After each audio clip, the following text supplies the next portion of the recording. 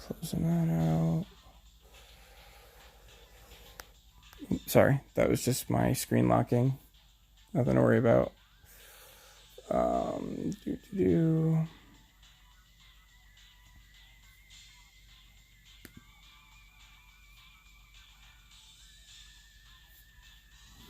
Okay, here's the Discord link. If the chat decides to come back.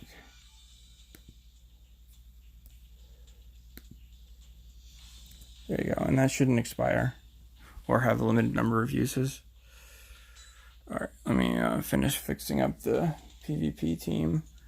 While I'm doing that, can I just get one final check and respond in the YouTube chat if you can, that the audio levels and everything are good now that I have everything dialed in, so to speak. Shambuddy. A bunch of people left because my screen locked. Gosh, it was like 3 seconds, people. Oh, whatever. They can watch the replay. Is at least the one person that I know there?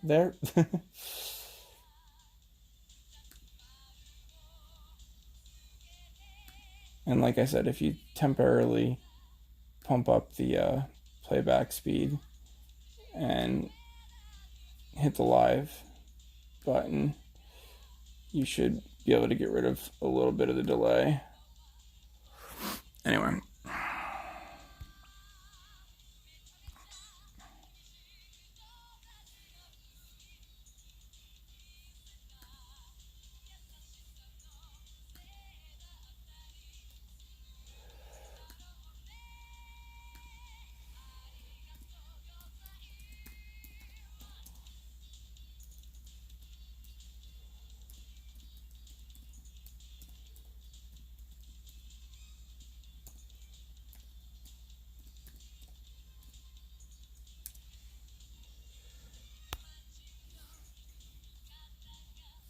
Like I said, direct your questions and comments and such to the YouTube, please, because I'm not looking at Discord right now.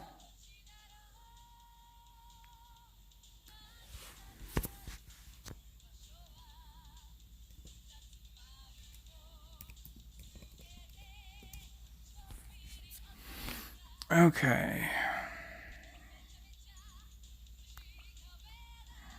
Really wish that they made it so you could link the same items to equip the same item to multiple characters as long as they're not on the same team in any capacity. Likewise, there's no reason that you shouldn't be able to use a character as a link on one team that's a main on another team, as long as it doesn't conflict. But no, they have to make everything a fucking pain in the ass. Oh, I curse a lot for anyone that doesn't know, so I guess fair warning if you've got family around.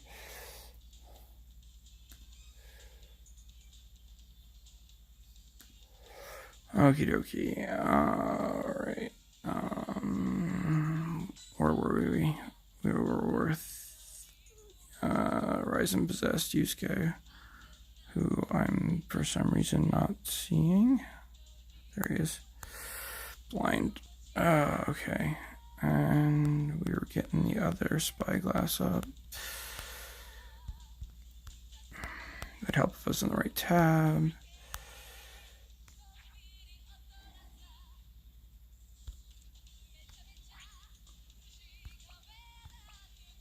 Thank God.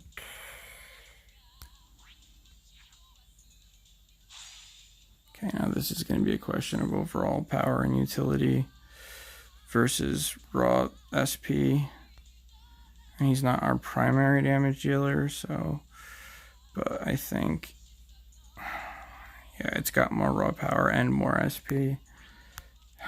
The character abilities are nice. It doesn't seem to save him all that much, so we're going to do this for now.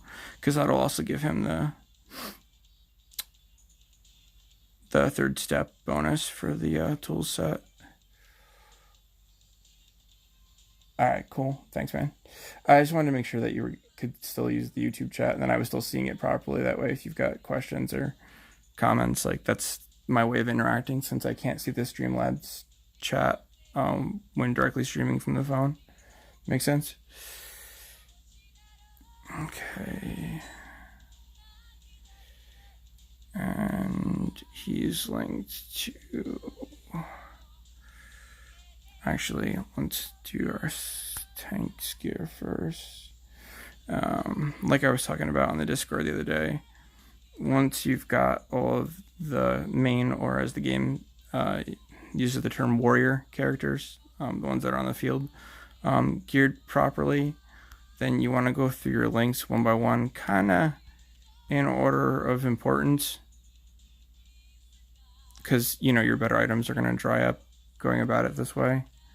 So I usually do my primary tank or my primary damage dealer first, and then the other one, whichever one I didn't do first, then the other tank, and then secondary damage dealer, and so on, if that makes sense. Anyway, it's purple Hiei because he's who's linked to. Alright, so like I said, nothing matters but the stats, so we're going to leave all the attributes selected. We're just going to go SP, and we're just going to throw on whatever comes up in order that gives him the most SP.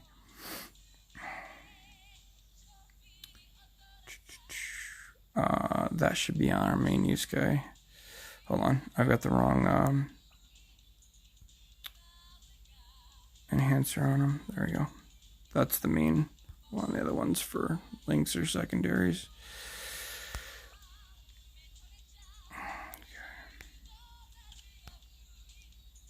Now, yes, that is TA's sword, but it's only going on him. I'm just doing that because I'm OCD. The first one should go on the main character, even though they're the same. Just because that's where I expect it to be, so I can mentally keep track. Hey, how's it going? Yeah, it's a never-ending struggle.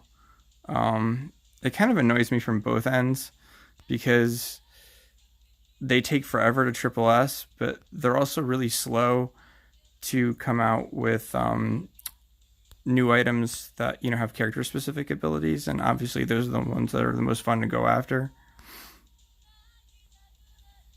I mean, sometimes they'll go back and they'll add characters to older items, and they always work for all versions of said character, but we've only got 2 sets of alternating stages on the Demon World map.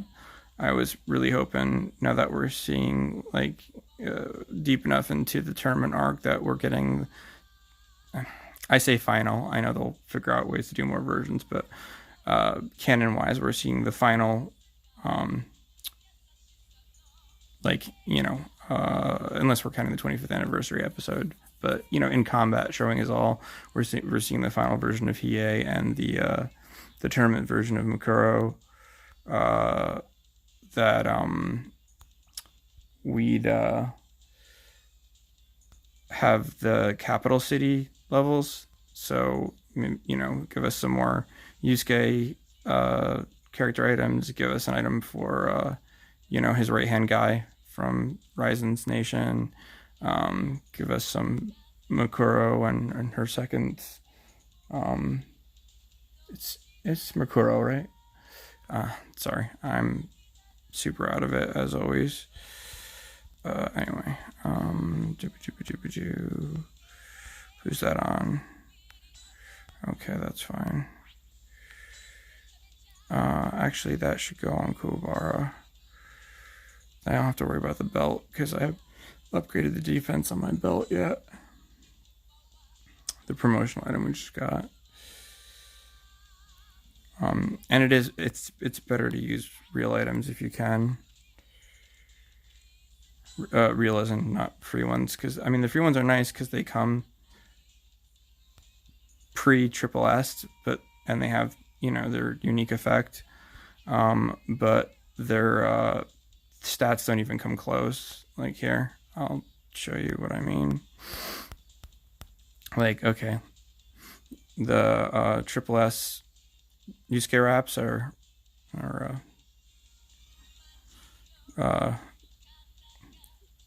wrist sweatbands, whatever you want to call them, are 1420 total power. We've got 576 defense, 936 HP, 176 SP, 196 attack, and 44 speed. Okay, right? So, and then if we look at the belt, and this is at max level, it's just not comparable. Although, actually, in the belt's case, it does give us the one stat that's important on it is significant. It gives a pile of defense. So it does give. No, see, it doesn't even give more. The primary defense on the belt's 400 at max level, and on these, which aren't even a defensive item, it's 936. So, I mean, the free items are great when you're still farming, especially for your links, because all you care about is stats. But they're never going to be part of your ideal setup. The only thing with the wraps is that it doesn't give the third. I think once I get the purple watch with guard on it, triple S, that'll definitely be better than the wraps for him, because the primary bonus for the Urameshi team set is SP, which doesn't really benefit him any more than being at least a small part of his basic attack formula. But the 3-piece one is, I don't remember the specifics, but it's some form of damage reduction. So that's fitting of a tank. So that's fine.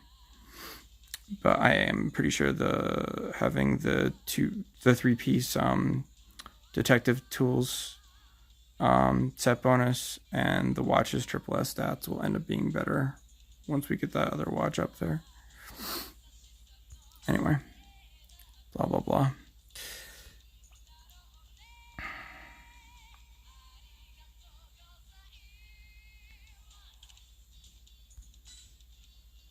Okay, when we're done, we want to make sure that we're looking at 10 characters that are fully equipped. Don't forget to max to gear and max your gear appropriately for your links. It's a huge portion of your unit's power level once you factor it in for all your characters, and a lot of people don't do it at all. Gotcha, man, gotcha. Sorry, I'm only kind of glancing over I should sit so I can see the screen without turning my head. Ugh. Yeah, no worries, man. I'll be here. I'll be here. It's all good. And as always, as soon as the stream ends, this will just be up as a regular recording to review. So you won't miss anything for good.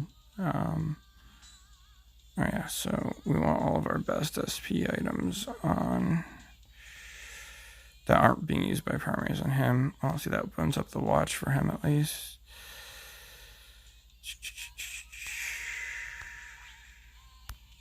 See, now this one's only a 4, but I didn't have any better ones at the time to consolidate my dupes into, and for the link it doesn't matter because it doesn't pass that on.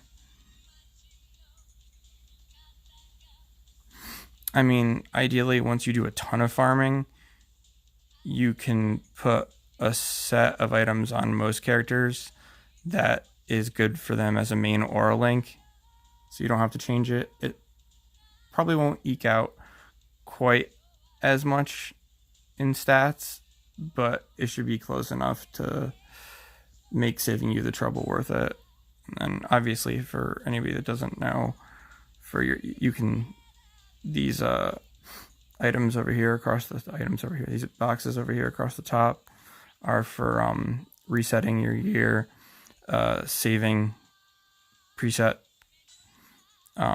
configurations.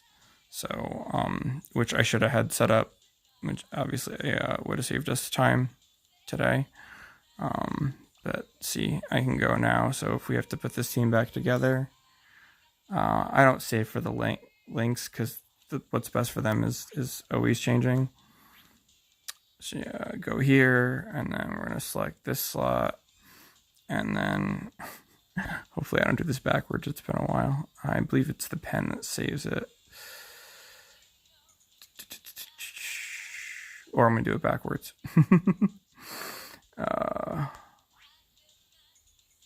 that's to change the name. Back. Now, this should overwrite it. Nope, it's trying to change it. Which is the one for selecting it? Sorry, it's been a hot minute. Or for saving it.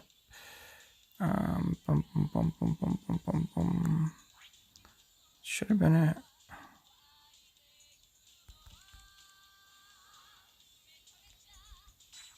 There we go.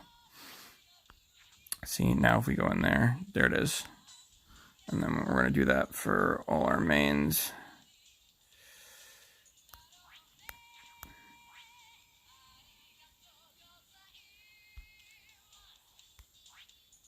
Oh, wrong one again. Sorry. It's the third one for saving and the second one for loading. And then if you're feeling forgetful, you can obviously name them. That's what this is for. And you do have more than the initial first page. So that's what you just scroll. So you can at least do one full team. Obviously more would be welcome, but you can at least do one full team's worth.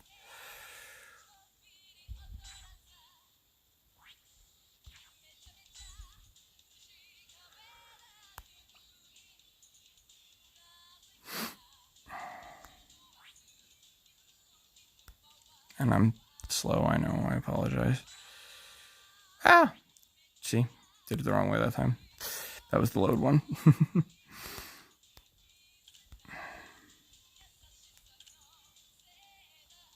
This is the safe one.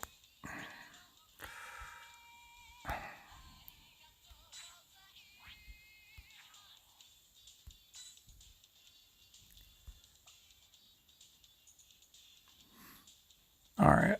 Once I spend down a few battle points and make sure I'm caught up in the tournament, does anyone want to see anything else before I jump into summons? You want me to do mansion first or after, or maybe as like in between? The event for these guys should be coming back soon. The rugby event. So these are great items to farm, and they give you a set bonus just for using both of them together. And for your Sensuis and your Toguros, it has a special boost on top of it. So I'd recommend getting as many as you can, especially for all the colors of. Ideally, get all 5 colors, but focus on the colors for the 5-star Toguros and Sensuis first, and obviously prioritize the ones that you have and use. But they've got really good stats, and then, like I said, they've got the character effect, and then they also have. The axe has the character effect for buoy, but the stone has the character effect for and it's the better one anyway, in my opinion, at least. And since it's a character effect, it stacks. So you can actually go see. This is like what I call a full special item. The attachment effect is rank 10, 10% boost to special attack damage. The character specific boost, if this was the right character, is 5% special damage. And then the attribute is maxed out special damage for attribute, which is 15. So, and they all stack because they're different sources. And if you ever need to know, as a really helpful tip, that saved a lot of people trouble once they, if you hit this toggle here, okay, and you scroll through, this shows you all the active abilities on your gear. The first one is the attachment effect. The second one is the attribute effect. Then it shows you your active set bonuses, and then it which one's it? Then your character specific bonuses. And if any of these blocked each other, they didn't stack, there would be right here on the two conflicting items, or the two conflicting effects, there would be a little black box with yellow kanji telling you that only the highest of the two was applying, or only one of them if they're equal. So, and that's just this little toggle here that can save you so much time and trouble. Also, it's an easy way because a lot of people know the abilities by the icons. So it's a quick and easy way to see the icons for all the abilities if you're not sure about something. Just make sure he's still got the best defensive gear left.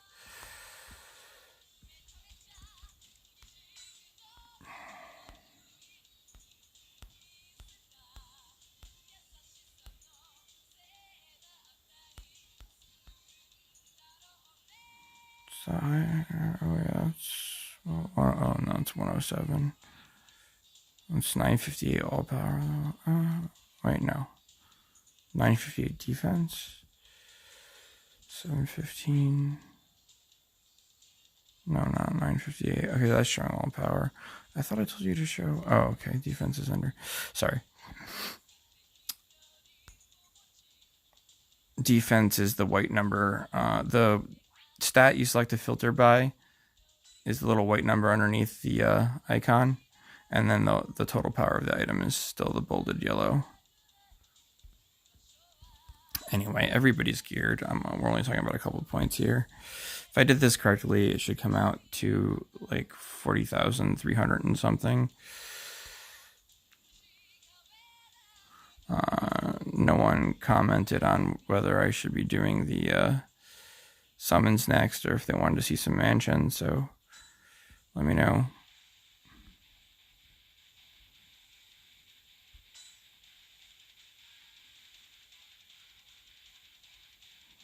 Okay, so what happened to our... Oh, that's right, you have to change it for both.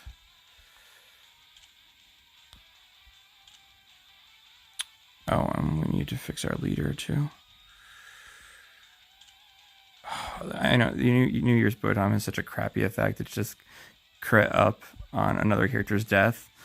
But look at that raw attack. I mean... You just, yeah. And when you've got frontline guys that res, that's nice too. Let's do this. And I don't like mismatching like this. I mean, technically, yes, they're both defense, but all defensive characters that are fieldable anyway, thus far, have what I call unoffensive leaning. You see his offensive leaning is attack. He's got 14,804 attack. I'm sorry, 14,000. And he's got 5,000. Not even, he's got a third of that in SP. And his special is based on attack. See, this is where it says 195%. Yeah, it's 195% of your attack stat. So attack's more important to him, and Koima as a support, he's defensive primarily first. He's got really great defensive stats, but as you can see, he's heavily SP leaning for his stats. But obviously, damage isn't as important as the defensive stats and the ability. And having Kobara come back another time can completely change the dynamic of the game. So do that. Poo on him. Although, see, I always go back and forth. Poo's a slightly better link, but Keiko buffs the whole team. So she gives SP to the unit she's on, and she gives, I think it's defense. It's a defensive ability for the entire team.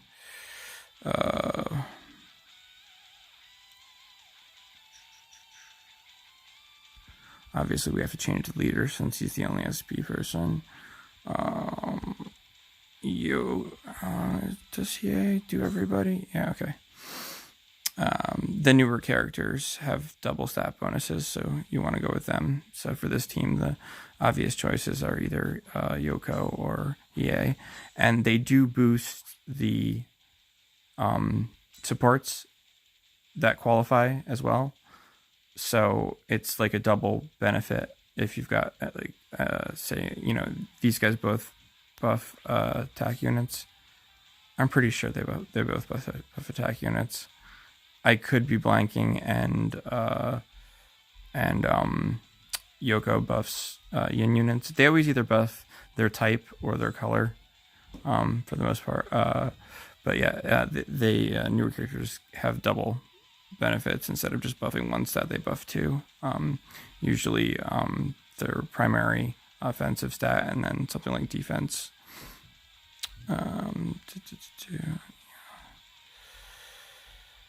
Yeah, and they're both 15-10. Yeah, they're both. They're both identical. All right, and the team damage is just slightly less than I was talking about because I went with slightly lower powered but better overall length. I mean, power is still the biggest measuring stick of importance in this game, but it's not absolutely everything. I mean, you don't want to go 15 more power just to use a support that doesn't have an ideal ability and or well-matched stats. Anyway, let's go get it.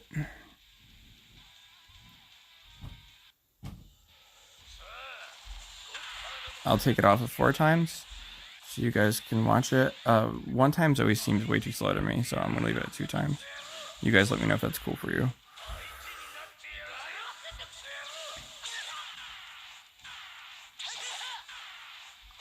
Oh, and if you want to get a good glimpse into other people's gearing, that's where the status magnifying glass that they added, in the grand scheme of things relatively recently, is helpful, because you can see what stats they're getting from what sources.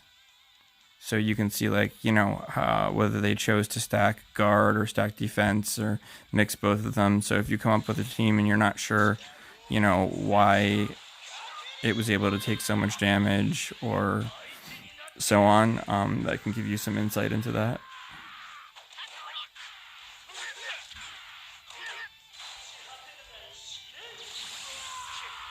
And I promise you, my record in regular PvP is so abysmal is because I've been practicing with auto teams for the tournament. So.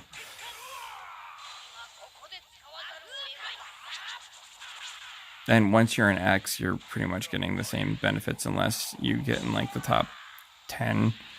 And the top first through third, they spend tons of not just PvP items, but orbs every week on just getting extra PvP matches, which is just the dumbest fucking thing in the whole world. So, fuck that. I have enough items to still topple them, and I will one of these weeks, but tournament's on, so that's my priority right now. Personally, I don't find it to be wrong to spend orbs on the tournament because of the rewards. Although I would rarely, at least until the last day, especially the last few hours, do the 5 orbs to refill your points, but the 1 orb to drop the timer to 0 to do your next match is almost always worth it, because just winning another PvP match in regular PvP will give you that orb back, because a lot of times winning a regular PvP match in the rewards will be a single orb. So, and the game always spends non-premium, non-purchased orbs first. So, it's not like you're swapping a premium orb for an earned orb, if that makes sense. Because there's certain things like the once a day 5 orb singles on each banner that's not a step up that you can only use purchased orbs on. And there's these really good promotional banners that come around every now and then where I think, is it 3 times? If Wookie or someone that knows for sure is listening can confirm. I think it's 3 times. But like you get X number of chances to decide whether you like the units you got, and if you hit the gray button instead of the yellow button, it'll actually redraw. And the rates on them are really good. You tend to get like anywhere between 2 and 4, even 5 stars. So, of course, if you use up all your chances and your last pull is balls, that sucks. But all right, we didn't get an orb that time, but usually do. We'll probably get another one before we're done with this. If you want to see me manually use the abilities, I will. But right now I'm personally focused on making sure the team is behaving in a way that I like with default auto interactions. Since we still haven't confirmed the semi-programmable AI, which doesn't even work that well in the modes that we're sure it works in, affects the tournament or not. I have to do some testing to confirm that. But yeah, I'm so far happy with the changes. Yeah, see him Kobara coming back there, that was a big help. And you also have to keep in mind that it also keeps their supports in play. Although, obviously most resurrection supports, that's all they do, but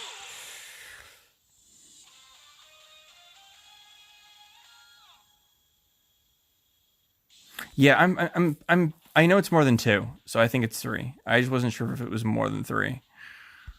So we'll just say 3 for now. Because it's been the same every time, I'm pretty sure.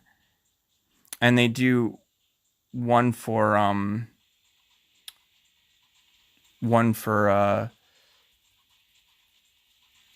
mains and one for warrior units and one for supports each time they do it.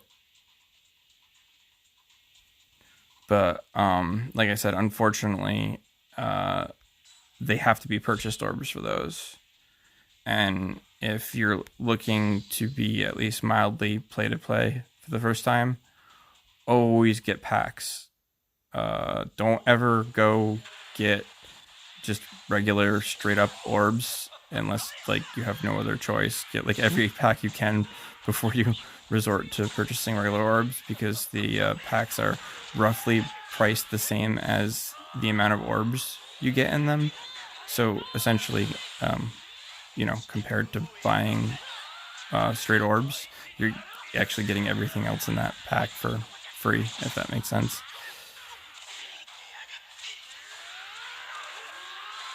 Yeah, this one's not gonna come back.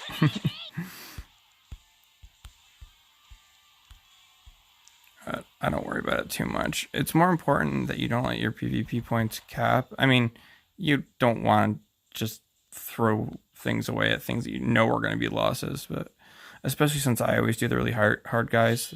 I mean, I only lose less than 30 points on a loss. So, I mean, one win makes up that times 3 or more. There's a weird line in PvP where the game, there's like 3 states of progression, for lack of a better way I can think to put it right now, where the game sees you as being well behind the leaders, or people that the leaders of your tier, a bit behind the leaders, or fully caught up to the people that are leading the pack. in your perspective pack at the time, and it will adjust the amount of points that you get accordingly.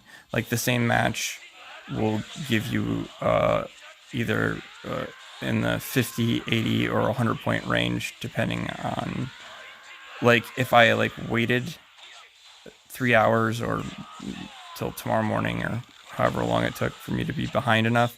Like that match that I just did that was 80 would have been probably like 90 or 100. I mean, don't wait to get more points because you'll fall behind, but it's a little bit of a rubber banding mechanism.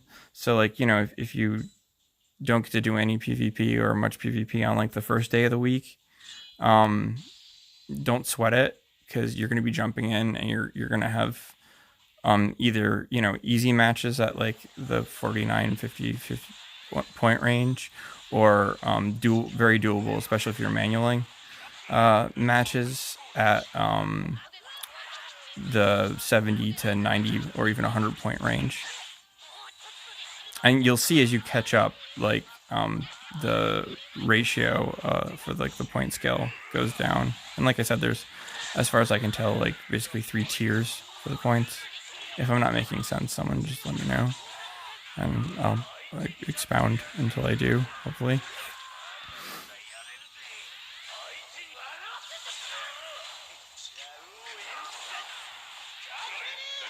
There's so many ridiculous defensive abilities out there right now. That's why the characters like Teen Quemma and I believe Makuro's second. There's a bunch of characters that, as the secondary to their one of their specials, they limit the duration of positive effects of at least one type on other characters, in addition to like debuffing them or whatever else it does.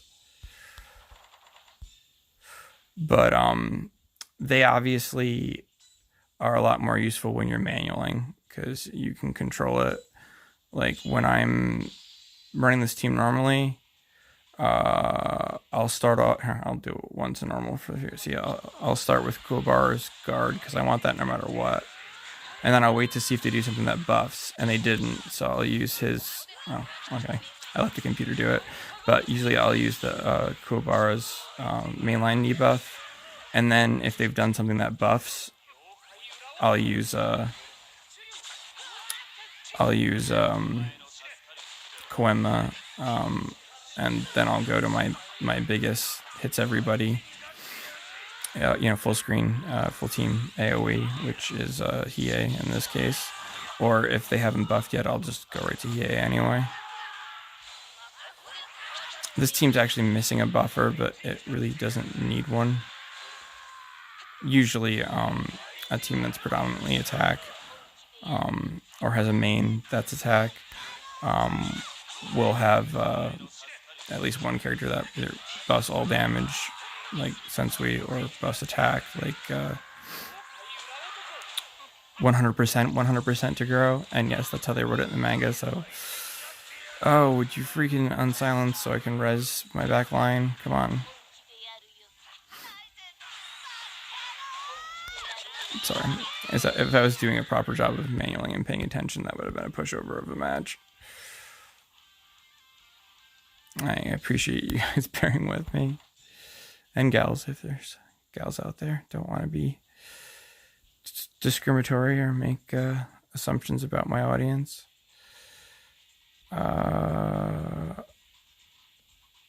This is where I'd also at least even out my my battle items. I usually leave things at variables of 5, but I'm not going to do that all that heavily, because obviously I'm taking a bunch of losses because I'm not doing my hair. Let me take auto off all the way. All right, so see, I'm going to use the guard. All right, I'm going to wait to see if they do anything that buffs. They didn't, so I'm going to hit Kuwabara's other ability to weaken their tanks. Again, I'm going to wait to see if they do anything that... And that attack from Yusuke also has a buffing component, so now I'm going to debuff with Teen, and then now we're going to hit him when it does the most damage. Seeing it's match over right there. Essentially, we're not even going to res the other back line. Obviously, there's the big difference between manualing and letting the computer do its thing. And also because I slipped behind a bit because of this couple of losses. You see how it's already starting to creep up? Like, you know, that 30,000 point team was worth 84 points all of a sudden. Where, like, you know, I'll get fully caught up and, like, a 41,000 point team will get me, like, 49 points. So, hope I'm saying that in a way that makes sense. All right, let's do some summons. Actually,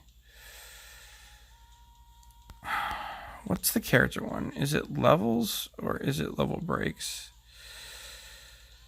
All right, here, a little tutorial for people that don't know, because I can read part of it, but I'm tired and I want to be sure. All right, I'm going to take a quick screenshot. Okay. Now, it's free app on the Google App Store here.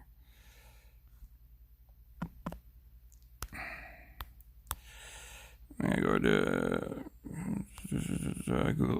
Google Translate here. And then we're going to go over to the camera. Okay, import. We're going to import that screenshot that we just took. See, now it scans the screen, it finds all the text.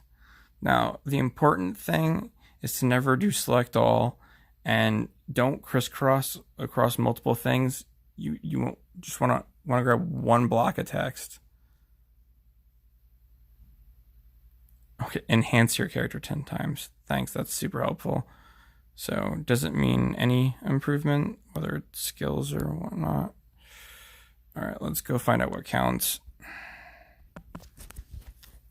I'm hoping it's not level breaks. If it's just the number of times you literally just like dump an item into him, that's great. It's just maxing one character will be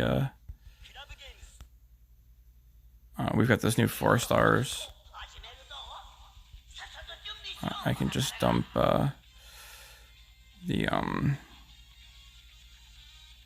sacred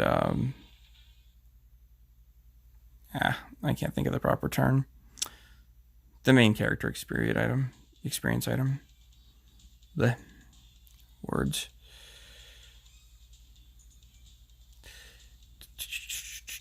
So we want to go here. We want to go there. Let's find some of the new 4 stars. And then let's just, I think I've already level break. Yeah, I've level broken them all the way to the point that they take dark mats to do. Actually, in this case, using cheaper ones is going to be better if it's counting the number of times I've enhanced them. We'll find out in a second.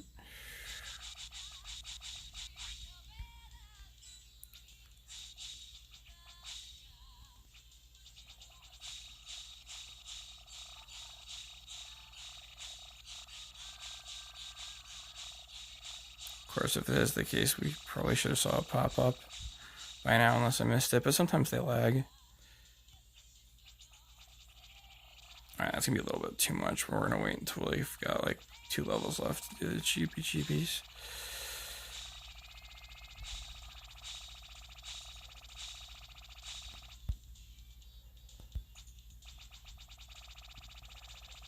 And they've gotten better at the acceleration once you hold it down, so it's not quite so painful.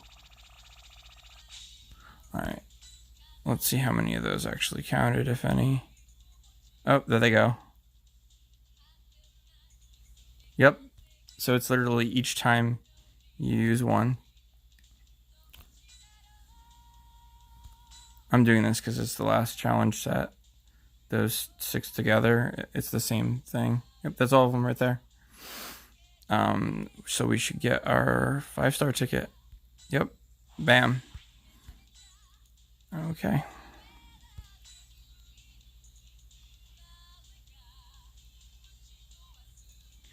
All right. Come on, guys, give me some feedback here. Do you want to see the tickets, the guaranteed 5-star tickets first, or you want to do the gotcha stuff first, and then we can save the guarantees to drown our sorrows if Lady Luck isn't on our side tonight? I'll do the singles while I wait for responses. See how those go. And if you do put any actual money into the game at all, it is super worth it. Ever since they introduced the additional bonus for the pulls, pretty much every, like in this case, you get these tickets here, and once you get 50 of them, you get a guaranteed same thing as a guaranteed 5-star. With the color ones, it gives you the mats.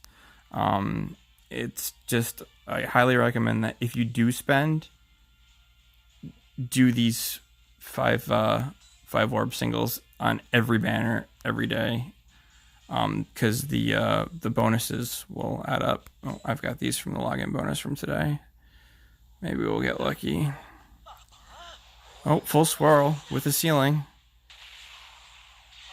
1, 2, 3, 4 to grow. Nope. Double flourish. Nope. Oop, we got a 5 anyway. Nice. At least one. Okay, one.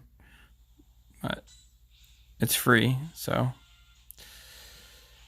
Okay.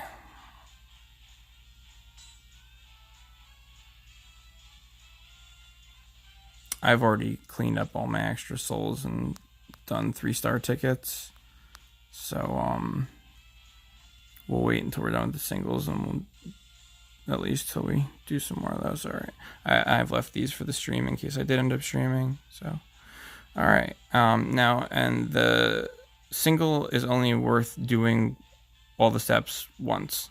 Then you should switch to the multi unless you don't have a choice, because it stays while the multi cycles.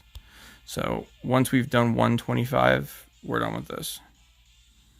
And you can see here the bonus for the first one is coins, the second one's rice, the third one, and they do this with all these now. It goes by the color and the type of units. So since we have a red main unit and a yin or a purple main unit, that's the universal mats it gives you. But like I was talking about on Discord, I actually use the universal mats on characters that aren't in the premium pool, the ones that are still season exclusive locked, before I use them on the newer characters. And that's how I get that's how I got Wedding Dress Keiko up to triple S. It's painful, but it's worth it in the long run, usually. And then if this starts going too slow because I'm doing so many and you want me to start skipping, just let me know. It's been a long time, and I know we've got people that are just coming back, so I can break down the summoning animation for the people that are new. Your first indicator is the scene, whether he's in the tournament arena or not. Tournament arena is better than the forest. All right. Your second indicator is whether there's a roof on the arena or not. If there's a roof on it, he'll break it. All right, that's better. And then when he charges up, you'll see the swirl of Reiki around him, this spiritual energy. And there'll either be nothing, it'll cover up half of him, or it'll make a complete full flame with a tip that goes up beyond his head. The latter being, that's best to worst there. And then you get up to 4 reactions, and then if you get the 5th reaction, which is to grow down the middle, it's a 5-star right there. And then no, yeah, I do. But you always want to do one set of the singles, and then you don't want to do any more than that, because the first set is very worth it because of the value. But after that, it just stays at 25 with no additional bonus other than the slight increase. So I exclusively always do the singles, and I always start with them. But then I exclusively do the 250s. Well, they're not all 250s. Oh, and I forgot the most obvious one, which is the arrow at the bottom. The best being the rainbow arrow, and that tells you right away you're getting a 5-star. Second best being the yellow arrow, which, you know, I could swear I've had a yellow arrow give me no 4 stars, but if it's similar to how they program BBS, then yellow guarantees a 4-star. So here, okay, so yellow arrow, that's the second best arrow. So that's a good indicator, but we're not in the arena at all, so that's not great. So, and then as we charge, all right, you see no flourish. There's no swirl around him at all. All right, so there can be up to 5 reactions. If we get the 5th, it's automatic. Nope.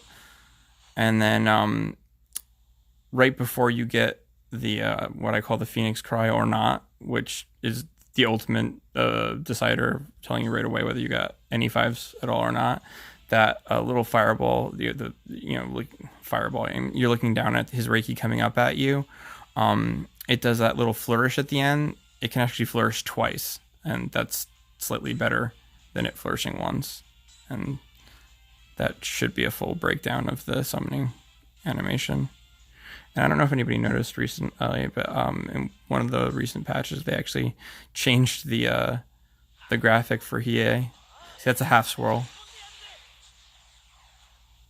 Single flourish, no reactions, so yeah.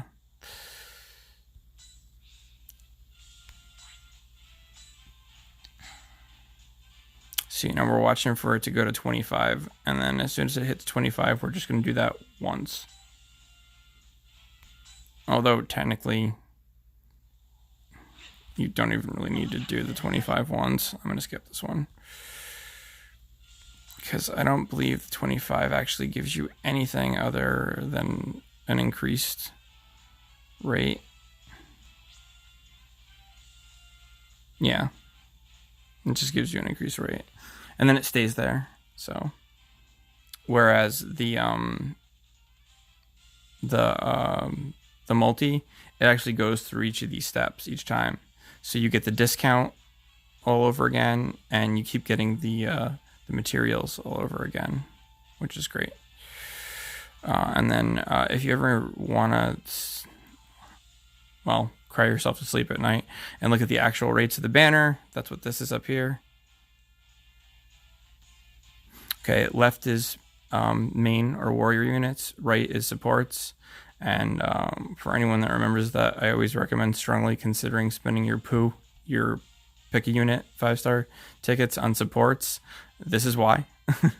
If you look at the comparable chances of getting a 5-star support from a banner versus getting a 5-star main, so, and that's where the 5% comes from. Is because overall you have a 5% chance of getting a 5-star. And then broken down, there's a 4% chance that 5-star will be a main, and a 1% chance that it will be a support. So it's really hard to max out supports. It's also why I mean, if they're good anyway, I tend to go heavy on banners that are nothing but supports. So you're guaranteed support. It's the only time you're guaranteed supports. This mark, obviously, over here is what shows that they're new. The new units, so that's the new, and the featured units are always weighted. They're not guaranteed, but they're weighted. See, there's out of all the characters in the game, there's a full 1% chance. I know I told you were gonna cry when you looked at this, but there's a full 1% chance that you'll pull either the Mukuro or Hiei. And then every other character, there's if it's a 5-star, there's individually, and this is why it's so hard to max out other characters like just randomly without using some sort of targeted banner, because you're talking less than 0.032% chance that it's a specific other non-featured unit. So if you really need to finish maxing out somebody, it's always better to at least wait for one of these promotional banners. And like in this one, the only one I don't have is the support, and we just went over how abysmal. This option is okay. These are the percentages going left to right. This is the percentage if you do the special, the 5 orb pull for a single. That's for a regular single. And this is for a multi. In most cases, they're not different. But so obviously, even if I really wanted her, I don't want to pull on this. One, it's a crappy chance to get a 5-star in the first place. And secondly, I've only got a 1% chance that 5-star is going to be the one featured unit that I want. And then otherwise it could be anybody. And most of the characters I have at triple S. And the conversion rate for what they give you point wise for 5-star characters is total bullshit. It's not even the 5-star character's pull worth of souls into points doesn't even fully buy you 2 3-star tickets. That's just bull if you ask me. Anyway.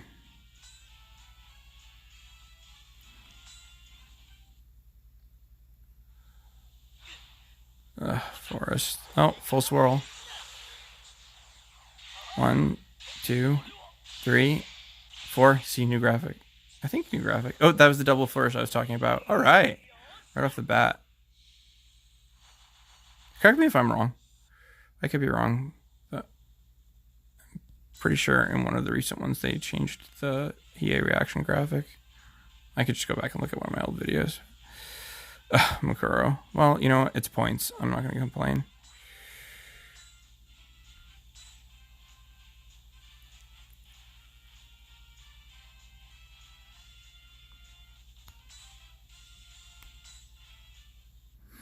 And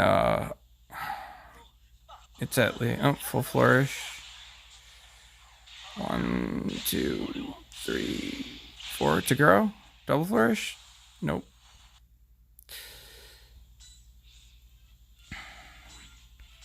We get our rice.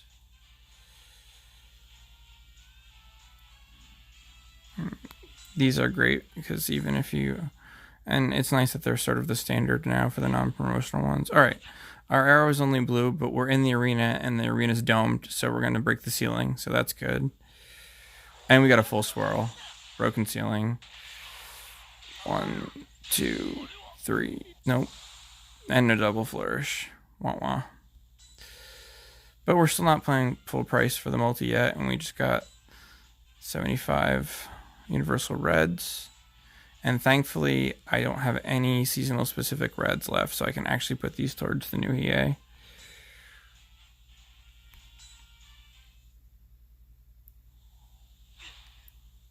Yeah, and then once the countdown goes all the way down, you get your guaranteed feature. And if you're going after both characters, you want to hope that your luck is kind of even and that you don't really lopsidedly pull one, because then you're, if you actually get one character all the way to triple S, then the banner becomes significantly less valuable for obvious reasons. But what I was saying is, back in the day, you just had to raw dog it from G all the way up to triple S. Now, if you do at least do a little bit of spending, and it's a character you really care about, if you get all 3 of the character specific packs, which are $24.99 US, I believe, it'll give you 90 of that character's souls, which gets them all the way up to, well, we'll see when I pull one of the new characters. I believe it's either C or D, which is a lot more respectable. Yellow arrow, half swirl. 1, 2. Oh, this is the guarantee. What am I doing? Adding suspense where there doesn't need to be any. Ugh, just one. All right, which one do we get? All right, Hiei. Good sign. I want both of them, but we all know I'm going to do what it takes to get my Hiei up there. All right, and we don't want to forget to claim all our bonuses. See, and this is just from one set of singles without the last pull, and the one set of multis. So you see, that's why it's worth doing one set of singles, or at least all the singles up to the 25 pointer. Okay, now see, I'll show you. See, if we go look at our souls, I always do this when I get new characters for the first time. All right, see, Makuro I don't actually have yet, but because I got 3 of her pack, I have 90 of her souls. I don't actually have the character, but I have 90 of her souls ready. Seeing there's Hiei with the souls that I got from, same thing, 90. But I do have him, so we'll be able to get him up. And see, you'll see I've only got 1. I didn't pull a dupe. I mean, before pulling 1, the character was almost useless because of how much raw power matters in this game. But now that you get, you can actually just get 90 automatically. Well, by spending $75 effectively. But that's less than one of the max orb packs. So anyway, all right. So you'll see 90 is enough to take him all the way up through F, through E, and yeah, to D. So you start at D, which is a lot more livable than how it used to be. If you get the packs. I'm not telling you to, but I mean, if it's a character you really love, it's completely worth it. And obviously I plan on maxing him out, so oy vey, that's gonna be a pain in the ass. Getting character materials when it's not they're not on bonus is a freaking gigantic pain in the ass. I'll show you how I select levels later. I always get their first skill, at least their first skill, up to all the way to 10. But I have enough keys these days that scrolls usually aren't a problem. What's a huge problem to me to this very day is the getting those last 2 points for their specials, especially because I seem to have really bad luck with my health, and I always seem to miss fully farming the Hiei event, which is, other than they are so stingy with the keys for the higher up or I forget what they call these officially. I have a little thing like a dictionary when Mitsu and I figured out all the phrases and whatnot. Yeah, see, I'm gonna be one shy of getting even one of his abilities to 10. Typically it's going to be the attack that we want to get to 10 first. What's the difference in percentages? I mean, it's only 1%, but what you gonna do? Let's see. The buff has a bigger difference in percentages, so that's the one that I'm gonna put the extra point into.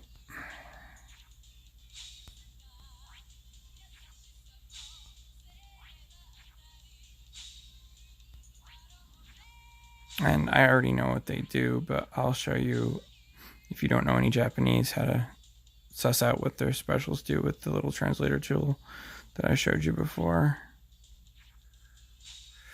So since we can't do anything until we get more keys or something else, well, I'll just put them both, actually we'll put them both at 9, so it's better than nothing. Okay, and I'm going to use him right away, so I'm going to level him up. Well, I don't know. Let's see how the pulling goes first. And you want to always wait as long as you can to use your universal mats, because you want to see, I usually try to wait until the banner's over before I use my universal mats, or I know I can get them the rest of the way and I'm not going to be pulling at it again, because there's nothing worse than realizing that you still want to pull on the banner and you just spent enough universal mats to get them all the way to triple S, and then you get another copy of them. So using your universal mats should be the last thing that you do after you've used your tickets and sold off your extra souls and so on and so forth.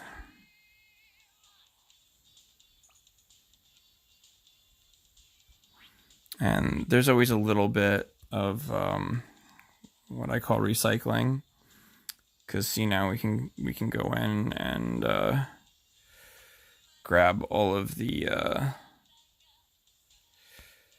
oh, and they add this button recently which selects all the ones that aren't locked, but it's always best to do a quick visual scan just to make sure there's not somebody that's beneath triple S that you don't want to get rid of that got caught in there. Yeah, and I know it's embarrassing. I didn't finish the Yusuke event. I have to wait for it to come back around. I got the rest of the shop, but with the stupid conversion with the coins and everything else that was going on, it was just too much for me with my health and shit. And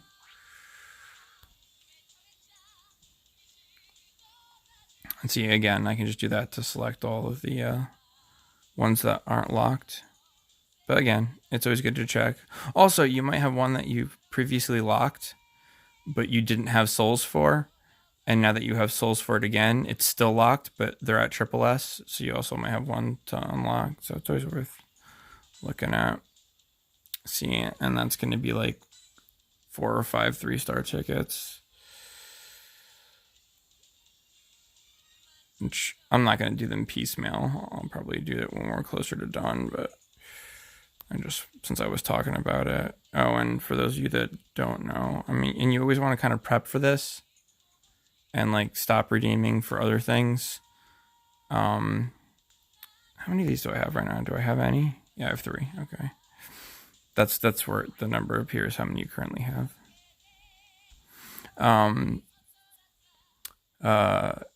There's always going to be at least one, this one here, every month, the 5-star ticket.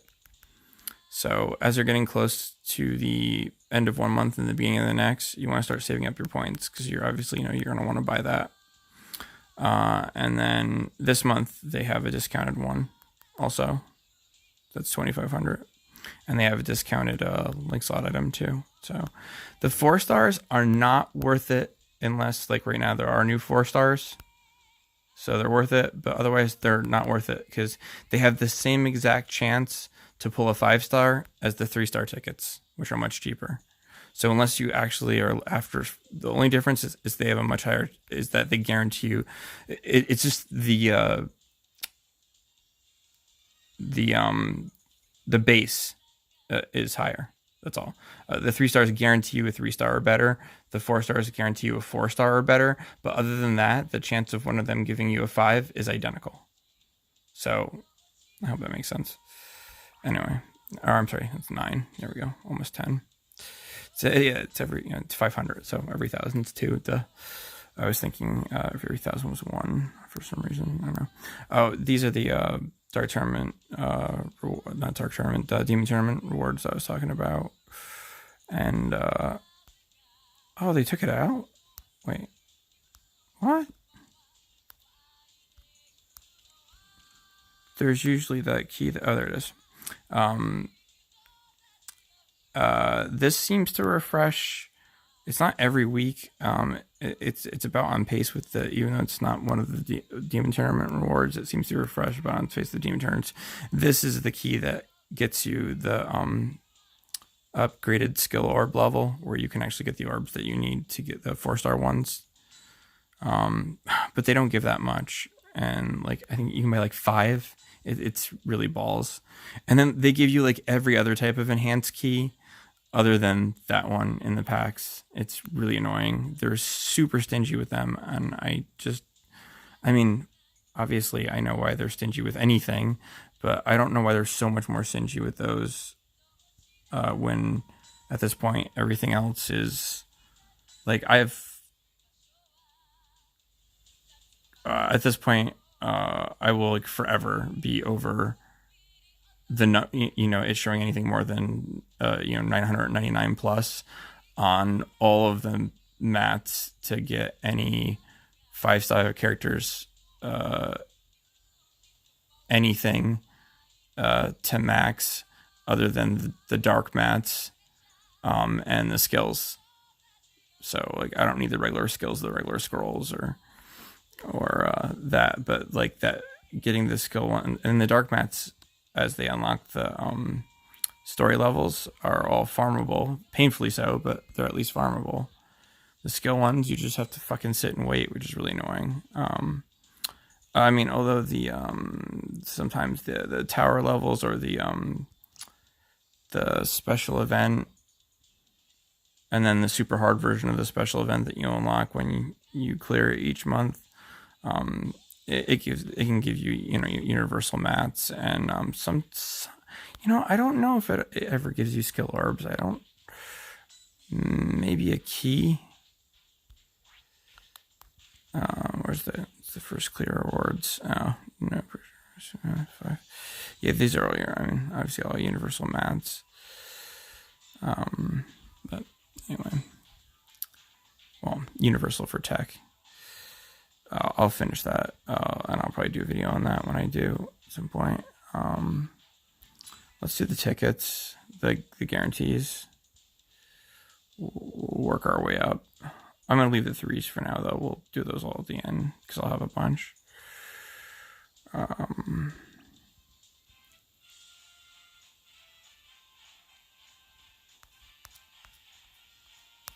Okay, this is the guaranteed main. I'm sorry, that's the guaranteed support. The red colored one. I know, because those are support units.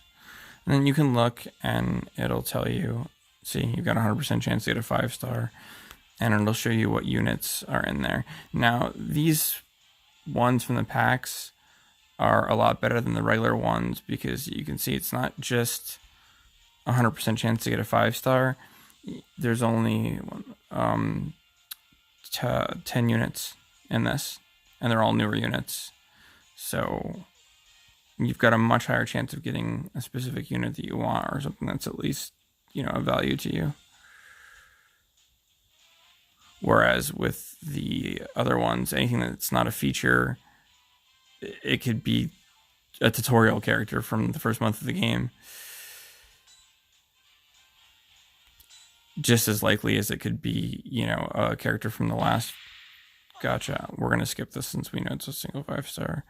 All right. It's the newer Kuwabara, which I don't remember what he does. I try not to think about what support to do until I have a shot of at least getting them to S, because it's so hard to get them there. And I don't want to be annoyed because I'll think of really great uses for them and I won't have them. All right. This is a main. Hopefully you get one of the new ones. No, Ryzen, who I already have at Triple S, but it's points at least. I just wish it was more. I mean, at least 2 3-star tickets worth. I mean, come on. It's like 1.7 3-star tickets for a 5. I mean, with the rates in these games. I mean, really, guys? Come on. Really?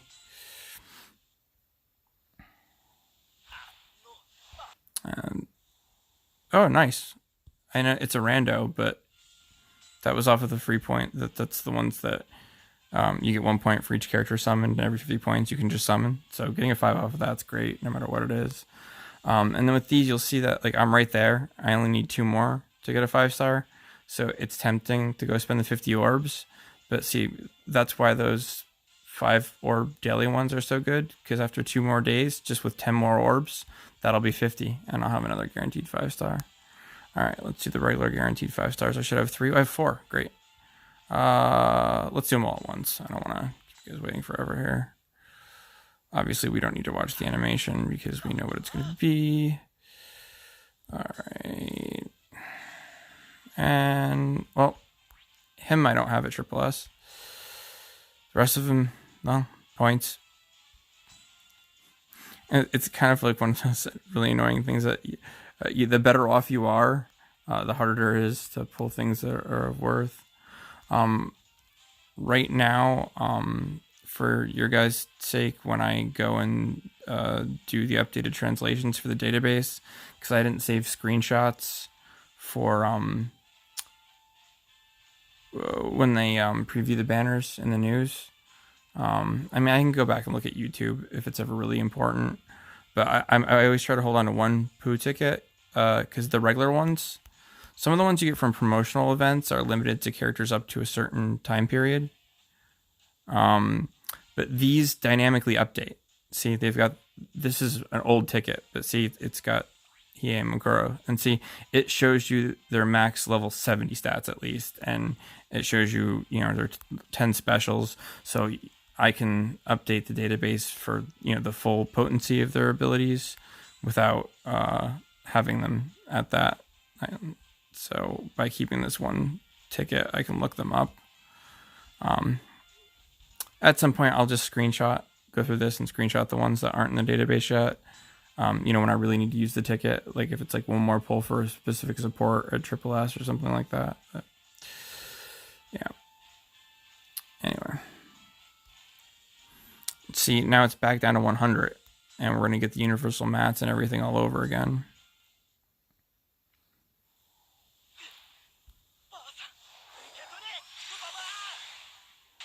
Broken ceiling. 1, 2, 3, 4, 5. Yeah.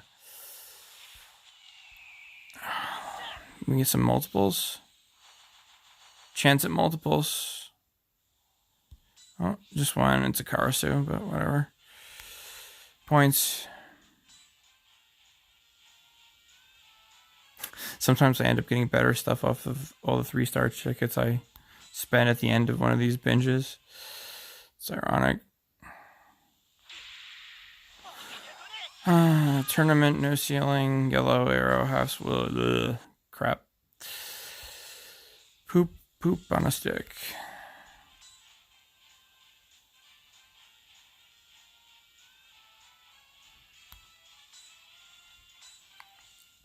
Come on. I mean, I want to see at least one more Kuro, obviously. Alright, ceiling, full swirl. 1, 2, 3. Double flourish. Yeah. Chance at 2. Nope.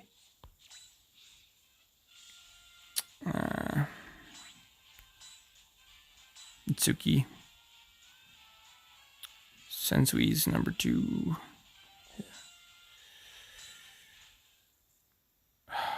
I hate not seeing the featured unit until the guarantee. I don't even want to know. Alright. And we just have to keep reminding ourselves that up until this last one, none of them are full price, and we're getting universal mats towards them, so. And while I would love to max Mukuro, well, I'll look at her, but alright, we got 2 off this one. The old Mukuro and the new Mukuro. I just mostly wanted to make sure I got her. I mean, I haven't theory crafted her out yet. She may end up being essential. I may change my mind, but I obviously know for a fact that I want to max out Hiei, so it's my main goal here.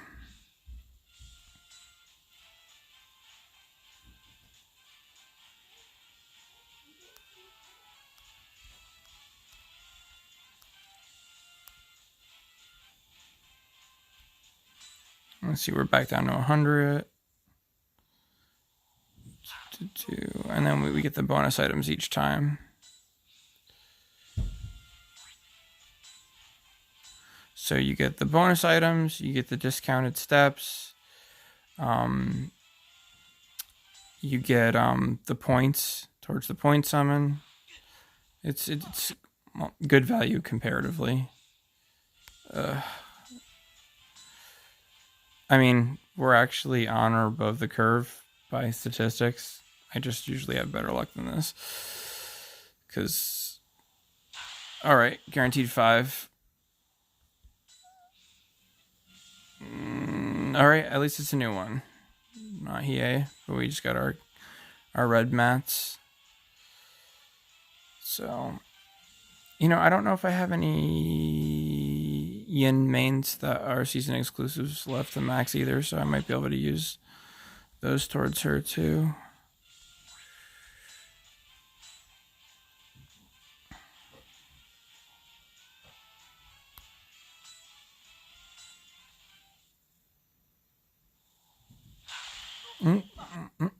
But we knew it was guaranteed. Oh, we got a double again. 2 Mukuros, of course, because I want Hiei more. Pain in my ass. And obviously this won't be the end of it for me. But... Oh, alright. 2 off of that crappy pull. Crappy as in the animation. Alright, I've got both of them, but points.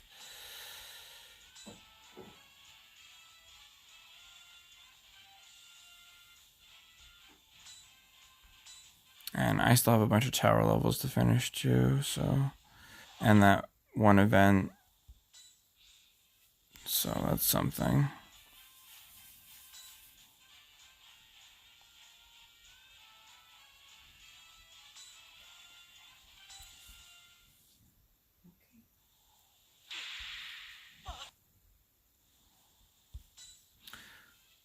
Alright, new Hiei. Off the non-guarantee and more universal mats for him, so... Oh, God, they go so fast. And I was really hoping this would be one of the 200-hour ones, where this next step here would be free. But no.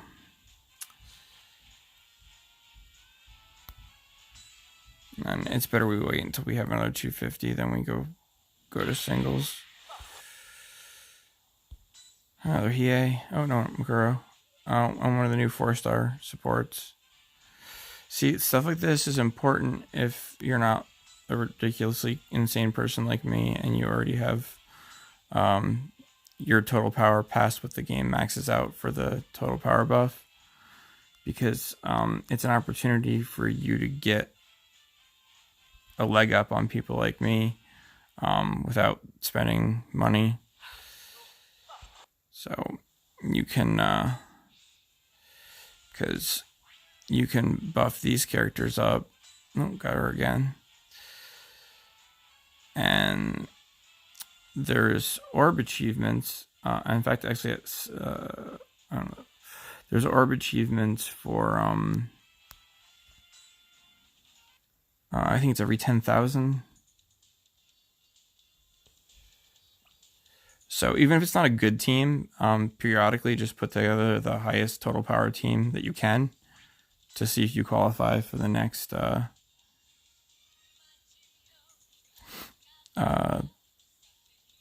next one here. I can show you where that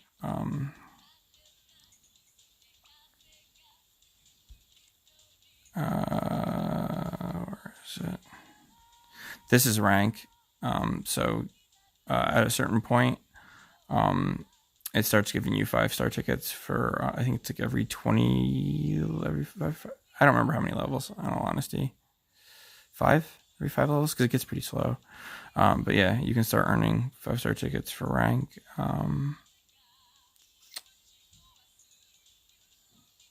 That can't be it. I guess I've never had 5,200. Oh, I might have done them all.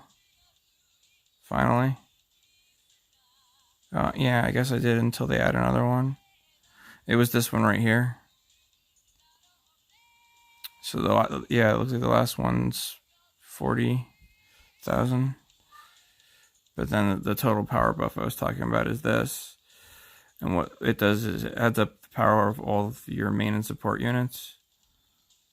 And depending on what it is, it gives you a buff to all your units. So that's why all my units seem significantly higher powered than they should be for the level that they're at.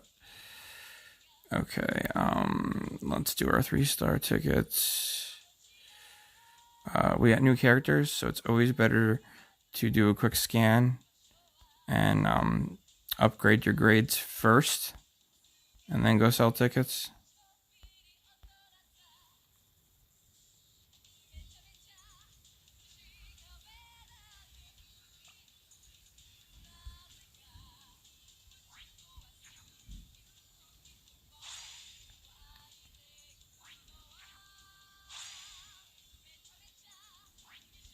And I mean, I am still working on a lot of content for the database, for the Discord. Things have just been really hard. I'll keep everybody updated. If anyone is feeling kind enough, I mean, maintaining an account like this is not easy. And if I didn't do it, I wouldn't have the information that I do have to help everybody out. Obviously, everybody's always welcome. I won't always be reachable because of my health, but I mean, any time of day, I'm not one of those people that gets annoyed. I'll either respond or I won't, but I'll never be annoyed about it. You know, you need help with anything with the game, you know, I'm reachable via YouTube, via Discord, and so on. I'm always happy to help. As long as I'm able to, I'm happy to even get back to the live account analysis, you know, helping you figure out how to, you know, best manage what you currently have and, you know, plan for the future, so on and so forth. I was just going to type something in and I don't remember what it was for you guys. Brain? Hello? Wakey, eggs and bakey? Alright, I'm blanking. I'll think of it in a second, unless I said it out loud. I was just gonna put something in chat for you guys for reference, and I don't remember what it was.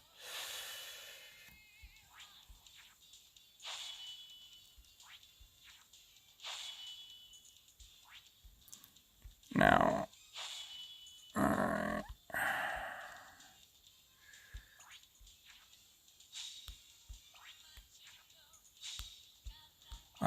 And incidentally, in case you're curious, if you have the keys saved like I do for the higher tier scrolls, the levels that farm you include the 4-star mats, every 3 keys will give you enough to max to bring one skill from 8 to 10.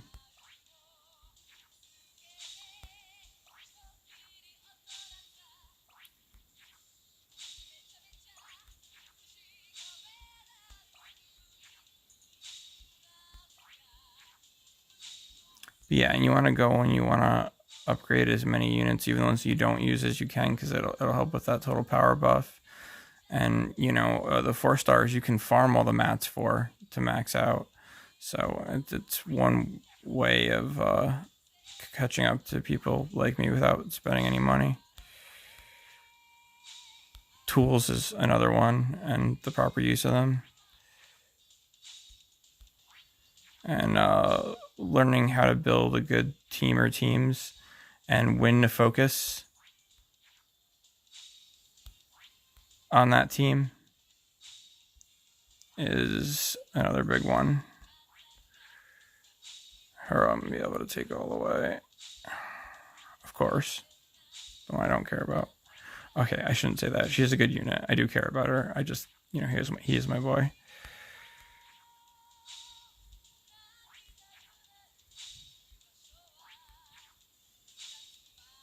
I don't know yet if I'm going to be maxing her out right away, rank-wise, in which case I'll be leveling her, you know, the free, slow way.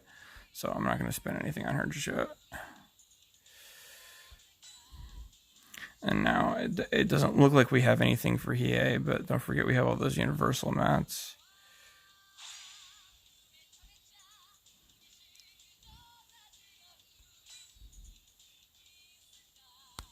Even though he's a 4-star, I'd rather level him up the old-fashioned way unless I have a use for him right away.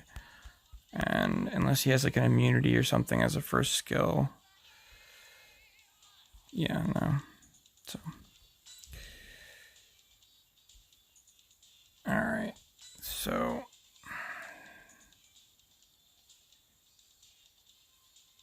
I don't think I have any reason to check the supports. It's not after the next Kuwabara. Yeah, I doubt I have. Yeah, no.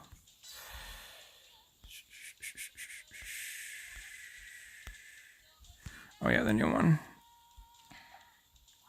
And another glaring oversight since day one that they just are deaf, dumb, and blind to is you can't.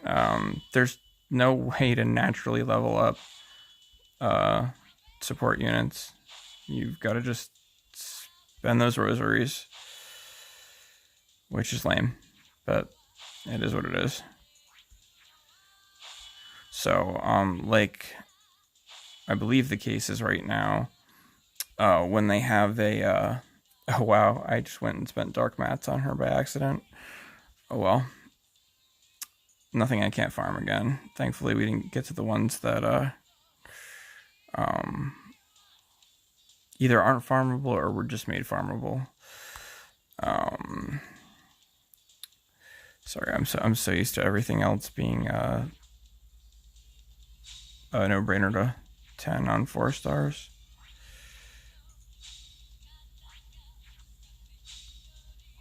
And for me, it doesn't matter, because unless I'm going to use her, all power, I'm already maxed out on all power. But it's important to keep working on it, because they periodically raise the ceiling on it. And a lot of times when they raise the ceiling, I'll hit, pretty close to the new max, like, right away. Which is nice. It's very nice.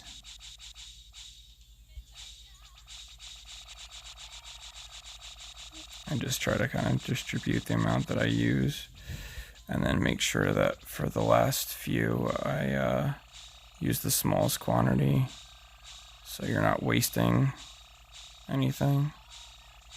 So once I'm in the last level, I always go down to the tiniest ticket.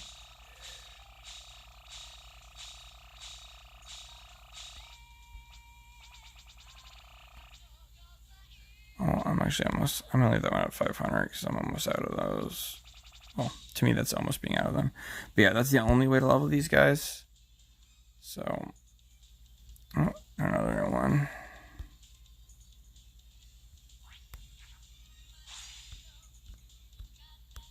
Let's not over level break this one.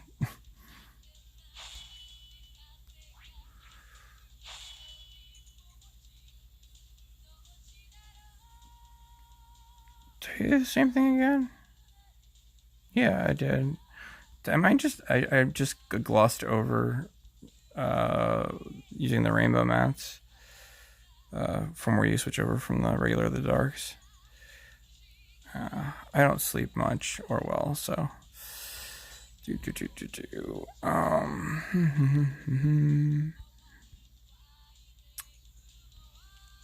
okay. Alright, now again, we can hit that to get all the ones that aren't locked, but again, new characters, so we want to double check things here. Yeah, see, we want to lock him.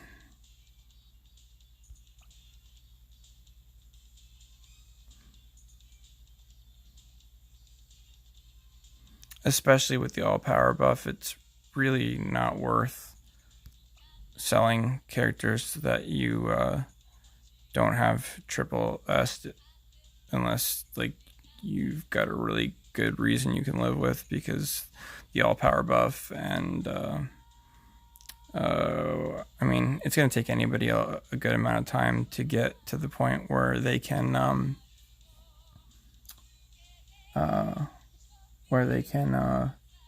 have all like 5-star gacha links too, so you're gonna at least be using the 4 stars for that. So, oh, I remembered. Sorry, I started talking about, yeah, I know I hate asking, but I'm like desperate for donations at this point. There's only so many tricks I have up my sleeve to stretch my less than non-existent budget, and I'm trying to keep up the Discord. Technically, I'm responsible for the Reddit too, and I still have a lot of work that Mitsu and I did on that's unreleased to finish and whatnot, and just maintaining the account so I can properly do that is hard. So and I'd like to get some stuff to make the channel a bit nicer, get some graphics done for the Reddit, maybe get Nitro for the Discord server, you know, any little bit helps. And like when I say that, I'm not expecting anything insane like I see some people get in their summoning videos. Like a few bucks helps, like, you know, especially, you know, if we grow the community and, you know, get people involved, you know, if we get a whole bunch of people just tossing me a couple bucks here and there, it adds up. So I'm on disability, so I actually have to have one of my old sponsors handle my donations. It's the address, PayPal address here.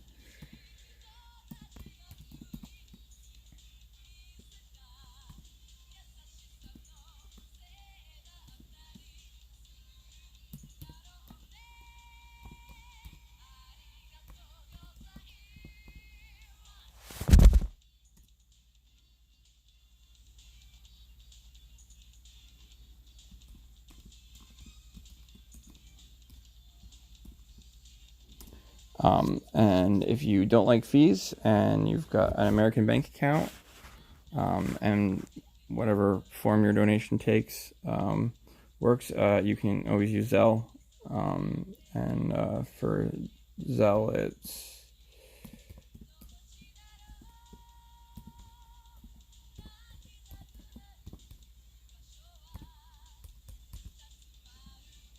I know Wookiees wanted to help in the past, and he had trouble with PayPal, and Zelle was a no-go for how he wanted to contribute. So if anyone has another form for donations to take that they want to recommend, just let me know. And I always let people be as specific as they want with their donations. I mean, if you just throw money at me, just make sure to at least put the name of the game. I mean, I only do Maji and BBS, but so I know it goes towards the right game. But you know, you can earmark your donation for, you know, graphic assets, you know, for the channel or whatnot, or for improving the Discord, for whatever's going to help me get through finishing the tier database faster, seeing a specific character maxed out, seeing me record specific content, you know, so you can be as specific with earmarking your donation as you want to be. Or you can just say, you know, towards Maji Battle, and I'll, you know, use it accordingly. I'm sorry for spending so much time on that, but really it's hard. And with an account like this, it's so easy for it to just slip. And if it slips too much, it starts to hit the point that, for all intents and purposes, you're not any better off than someone that like did a quote unquote power reroll, you know, during the right promotion, and they were smart about it. And that's really depressing after all the work that's gone into this. So yeah, see, I have a character here that's SSS, but and it's still locked because I haven't had souls for her since I maxed her. So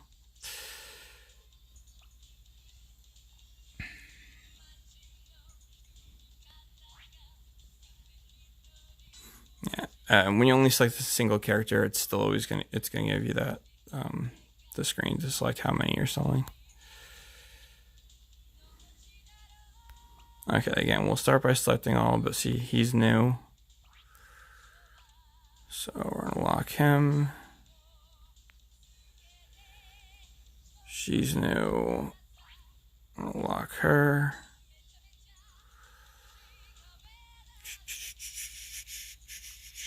And remember, we're not just looking for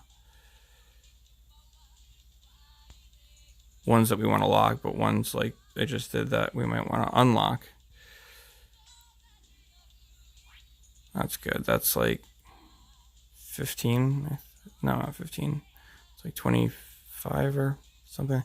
It's bad when I can't do basic math. That means I'm really gone.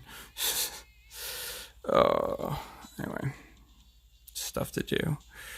Okay, now we can go get a pile of 3-star tickets. And let me tell you, I get good stuff off of 3-star tickets all the time. I mean, I'm not telling you it's a guarantee. I don't want to overhype you, but 3 tickets. There we go. I was close. I'd say like every like 3 to 5, I get a 5-star typically. That doesn't mean that sometimes I go like 10 multis without, not 3 to 5 tickets, 3 to 5 multis. I get a 5-star on average. Not to say that sometimes I go like, 10 before I get one, but which is 100 tickets. But if you're relatively seriously pulling on a gacha, that's far from insurmountable or a ridiculous thing.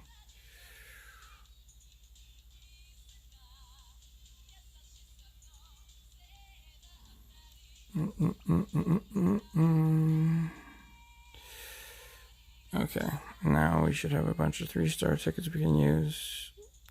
I think I already, wrong button. I think I already used the points. We'll check up on PvP really quick, and then we'll do some mansion, and then I might do a little bit more summoning. We'll see how close he is once we dump our universal mats into him. Sorry, I'm pretty much always exhausted these days, and I'm out of practice of talking and doing this at the same time, which is pathetic, I know, but what you gonna do? Now, see, we can actually start the first step of the next one because it's only 100, so I'm gonna do that. Nice points at least. Oh, and another Mukuro. Nice. All right. Well, let's go quickly spend those.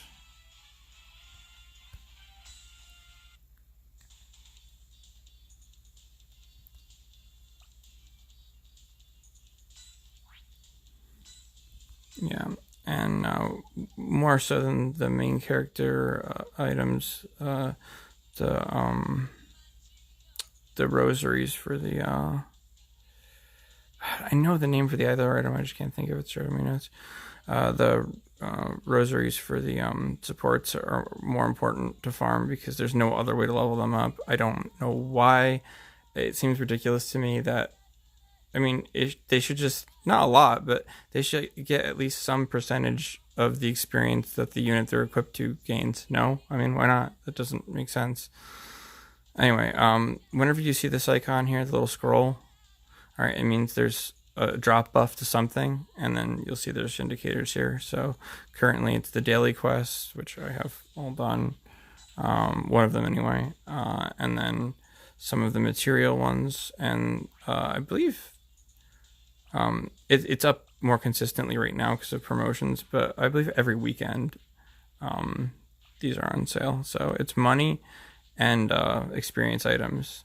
So you definitely, when you have some extra stamina, especially like if you're going to cap out and you need to blow stamina on something that doesn't leave your phone or your device occupied, when these have the buff, just boom, hit it, and just bam with your XP team. Done. Oh, I think I have to swap out Elder, the new 4-star Elder, to Goro bursting out of Fatty. Let's see, he's max. Yeah, alright. Do I have him linked? Oh, okay. Oh, and incidentally, for whatever reason, it's 3 of each of the potions to unlock these slots versus the regular characters. 5 stars with 4 stars. I don't know why with 5 stars it's 1 for 1, and with 4 stars it's 3 for 1. It just seems weird. A weird inconsistency for no reason.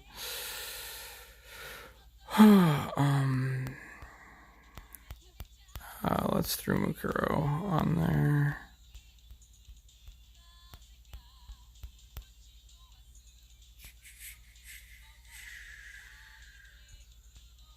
just do this, dumbass.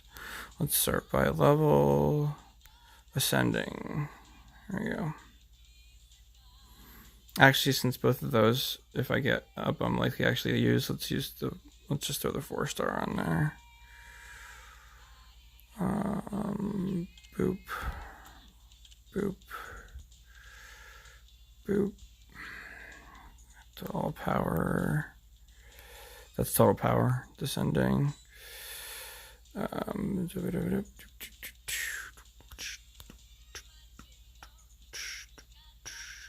That's actually better for farming because they buff auto attack, the damage for the entire column.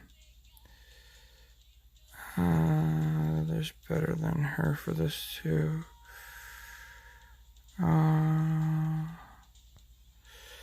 Yeah, that raises everybody. She raises everybody's crit, so that's solid.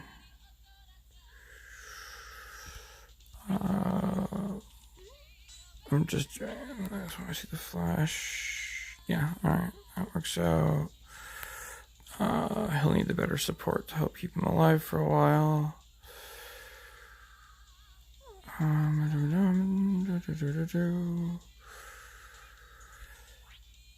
He's SP leaning, so I'll do that.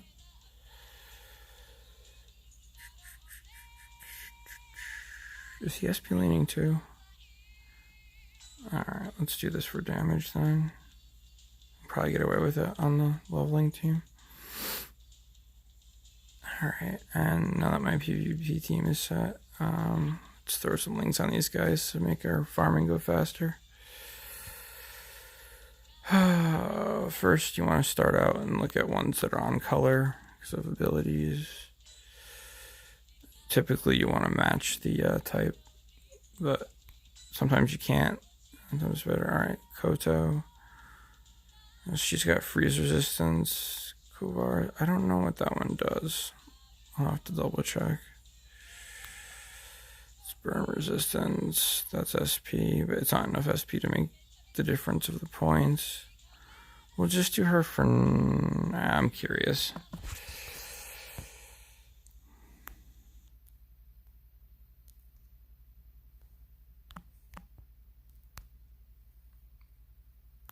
Go over to our handy dandy database. I need to update, I know. But he's in there. Are we on supports or mains? And if anybody out there wants to volunteer to help with the database or the Discord or the YouTube channel, it could be something as simple as just helping me with the raw grabs of the translation data from the screenshots. So I have a base to edit instead of writing them from scratch, entering the information to the database, creating graphics, just simple. I mean, it's not like you have to draw your own stuff. You know, you can cut. There's tons of Yu Yu Hakusho graphics out there. You know, intro for the YouTube. I mean, there's. Trust me, if you sit and think about it, there's so many different ways that people can help with all sorts of things. Or if you have some spare change, whatever spare change is for you, but no time, you obviously donation is always an option.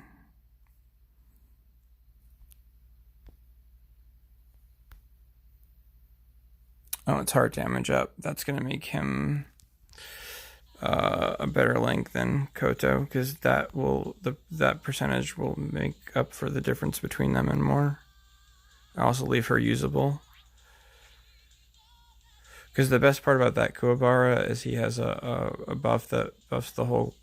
It's either the whole team or the whole column's special, but the jury from the Dark Tournament has like a much stronger one. His is like 20-something%, and hers is like 70%. All right, I might be exaggerating with 70, but it's at least double.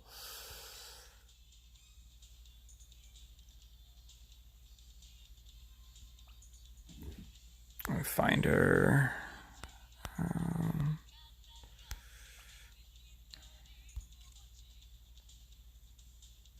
And what's cool is it's a secondary effect to her attack.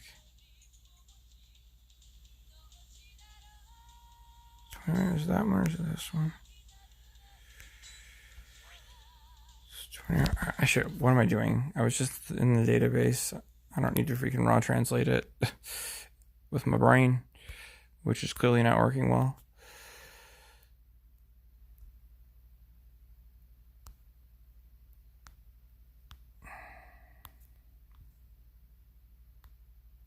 Sorry, sometimes I say tech. That's because of Bleach Brave Souls. When I say tech, I mean Dex. I think she's SP. Oops. Stop it. Stop it. Nope, she's attack.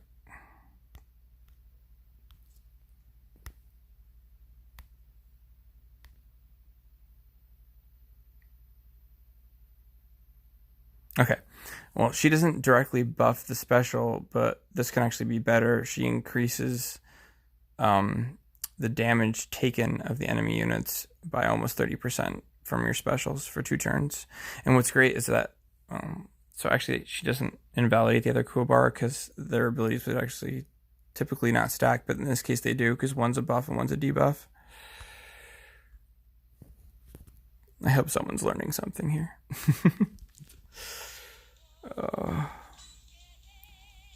Other than the fact that I'm a fumbling idiot in my current condition. It's been more than enough time. I want to keep up with the tournament, so just give me a minute.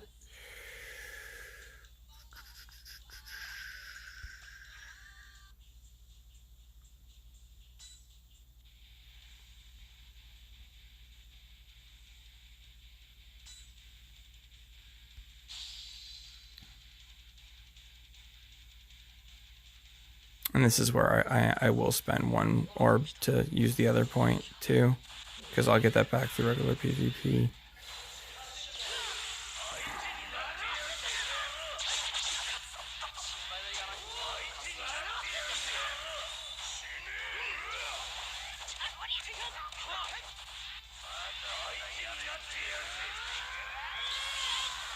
Hey, New Year's Botan actually doing something. Assuming he actually gets to do something before he loses the buff or dies. Yeah, see, I'm telling you, Purple Hiei just I don't know if it's like base SP resistance or at my tier competition or what, but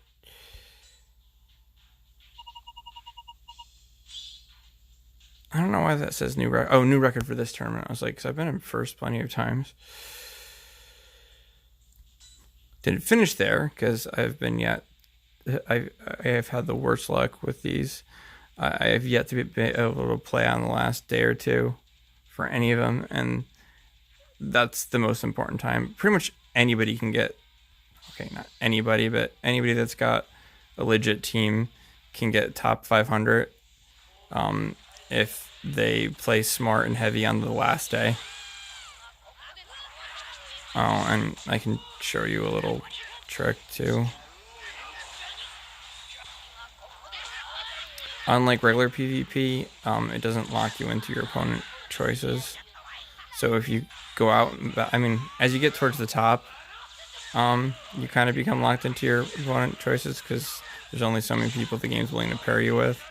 But up until then, you can just keep going out and back in, and it'll give you a different set of opponents. Sometimes I actually do it to get harder opponents for, more advancement.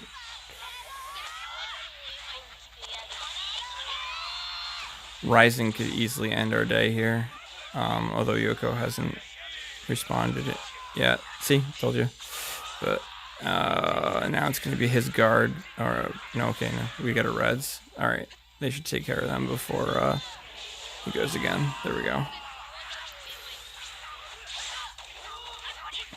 Great example of why sometimes you run hybrid teams. Yoko's one of those characters that's just so good because of utility that even if you're not, well, this is an attack heavy team, but even if you're not running an attack heavy team, it's worth it. See, if I go in now, all right, let's see. This is our top guy right now. Now watch if I back out. I go back in. Oh, did they change it? Or is it just the same rank? This used to change every time. Not that I care, but... Oh, I'm in the top 1%. Yeah, once you're up here, it doesn't, but I should have checked before I got this high. I tested it as recently as the last time, and it still worked that way. So feel free to try it. Let me know if it doesn't work anymore. But as of the last tournament anyway, each time you backed out and went back in, you got at least a slightly different set of opponents. Once you're in the top 100, that usually doesn't, that changes, but... Oh, yeah, I'm not doing the 5. That I'm not doing.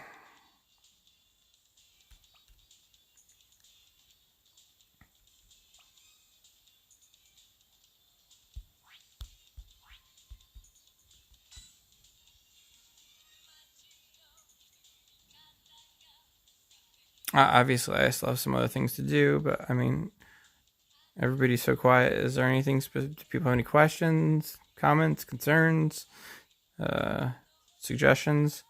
Anything specific, requests, things they want to see or find out more about? Just gotta let me know.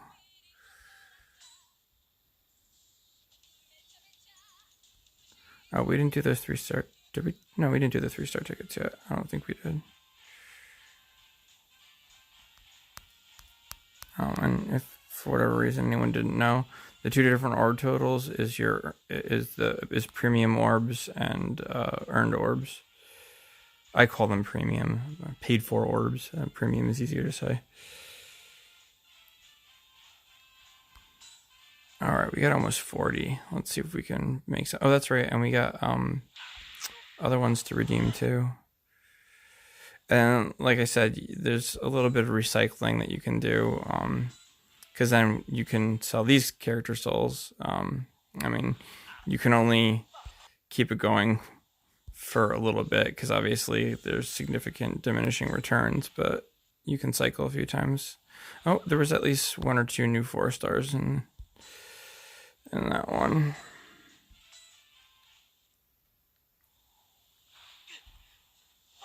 Come on, break the ceiling, give me something. Nope.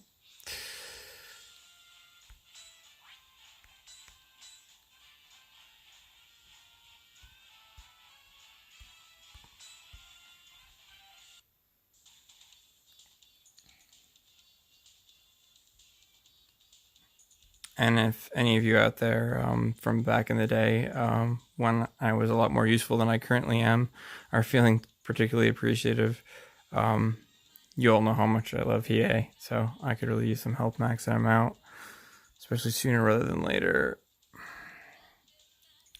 And that also frees me up to, get Mukuro all the way there so I can do some actual testing and whatnot. So, I try to pay it forward as much as I can. What am I doing here?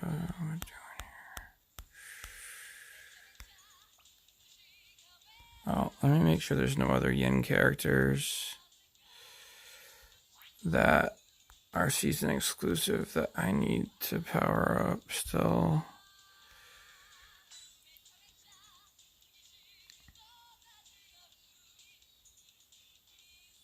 Only 5, so what am I doing? There we go. Okay. Okay, yeah, we're free to use them all. Although I really would like to finish Toya.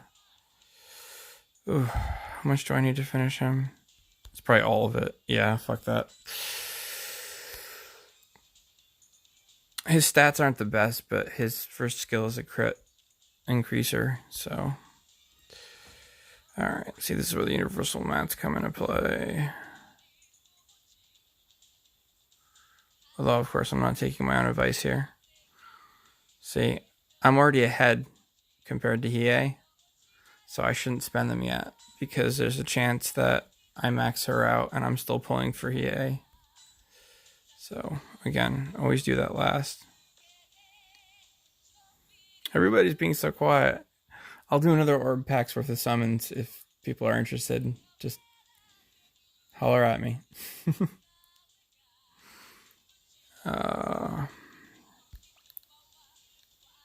Sorry, I'm so, I don't know, bland to listen to right now.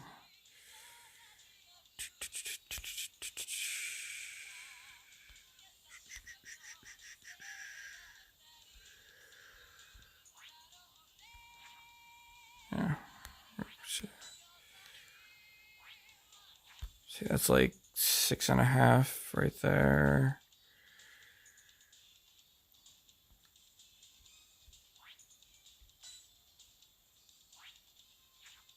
It's some anyway.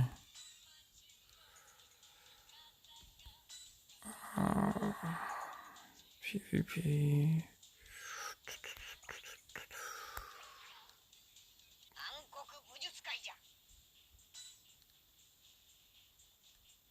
Alright. Not dicking around. I need my little singular orbs that I can burn towards. Tournament. Obvious buff. Wait, see if they buff. They did, so I'm gonna hit him with them. Alright. That. And alright. I'm gonna see if I can have slightly more formidable beneficial circumstances. No, gotta hit it now. Now we res.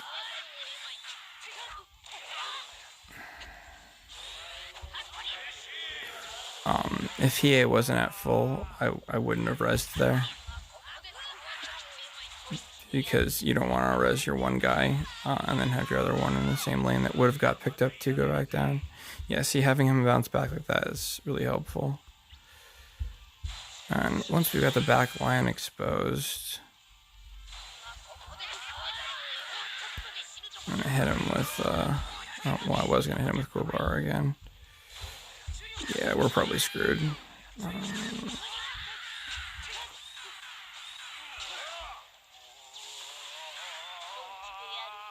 He's got a res left. Oh my god, we might still pull it off. Or not. Such is life.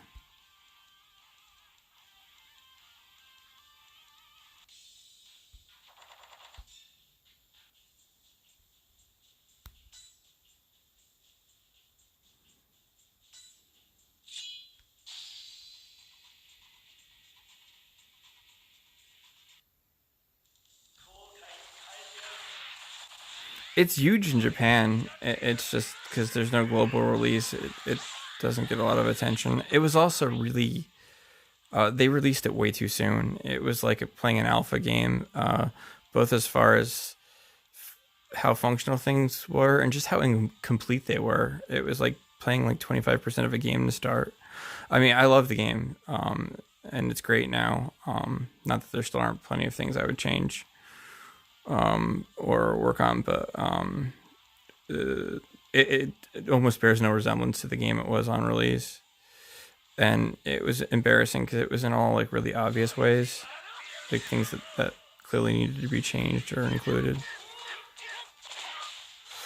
See, sometimes you have to weigh it when your this team doesn't quite so heavily rely on Hiei's AoE because Kurama and Yusuke do so much damage. But if like you completely win or lose based on the your AoE, sometimes it's more advantageous to just jump them early before they get a chance to throw up a bunch of buffs and whatnot.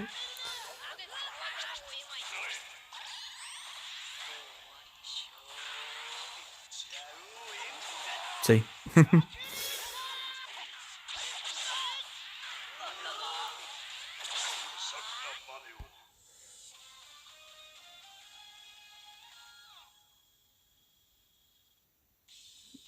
You guys want to see some more summons? Well, I have some credit squirreled. If you do, even better. Anyone want to donate for some more summons? Yeah, I know, I'm dreaming.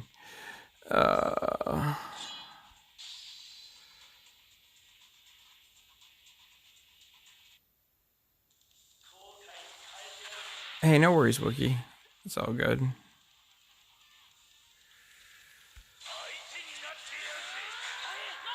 Like, sometimes right here, see, nobody's buffed.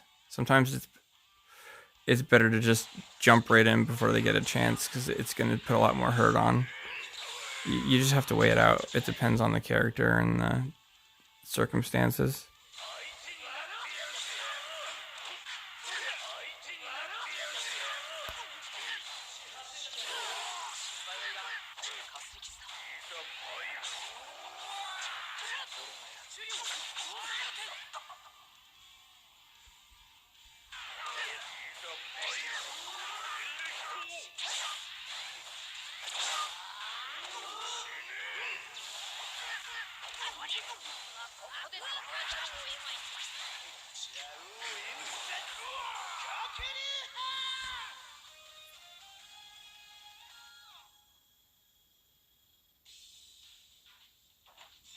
Oh, I used to do tons of videos. You can go back through my history.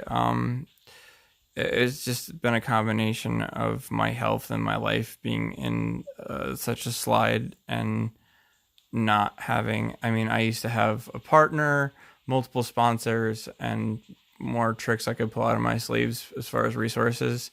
And I also had help with the Discord and the YouTube and the Reddit, and now it's basically just me and Wookie, who's my one moderator that's still standing.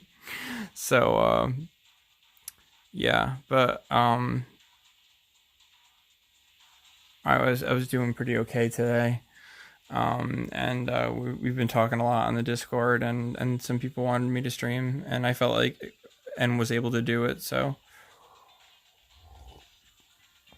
I mean, feel free to leave requests, cover certain topics or whatnot, or I mean, I can even go over stuff now.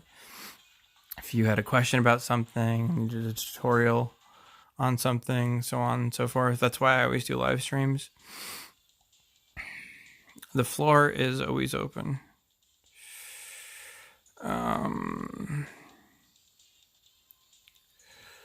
I sold, but I didn't buy again, did I?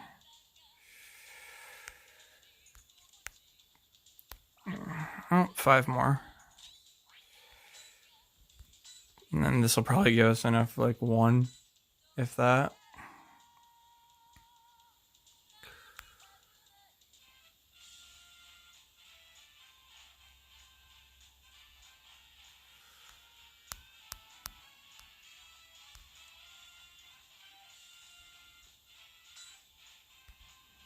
Thanks for there's a lot of good login rewards right now, so that helps too. And those special 3-star tickets for the 1.5 million download, I believe have increased rates. That or I've just had much better luck with them. But I showed you how to check the rates again. That's this box up here, little black and white box under menu.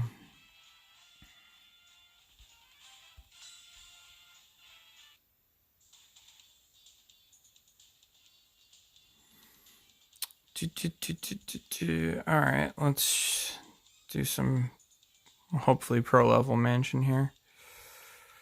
I'm not gonna be first or top 10 this week because I missed the first day and I didn't reset it so that to save it for the next day. So, but I can still do some perfect runs.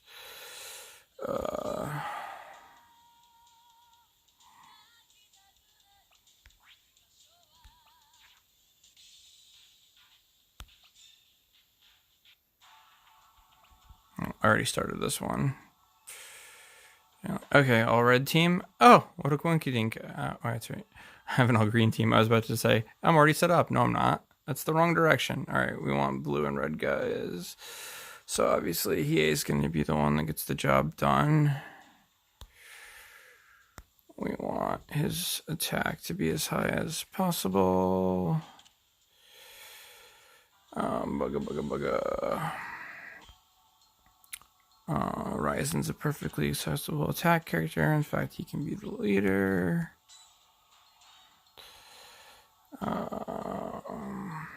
Actually, I have more. No, yeah, I can do that because it's all about Hiei. With Mansion, you want to set up so that you can win in your first few taps and basics for the most part. So it's all about just crushing offensive rush because you want that 1-0-0 scorecard. If it wasn't an all red team, Sensui's always an okay guy to throw on an attack team because he's he shields the whole party from basic damage. We can use the crit multiplier. It might be better actually to throw an SP character in there because I have more full column buffing abilities here. Like I could put SP characters in these other two slots because these guys increase the whole column space attack damage, and these two increase just damage. It's not SP or attack specific for the whole column, but it's also important that if he doesn't get the job done in one shot, that things get cleaned up. So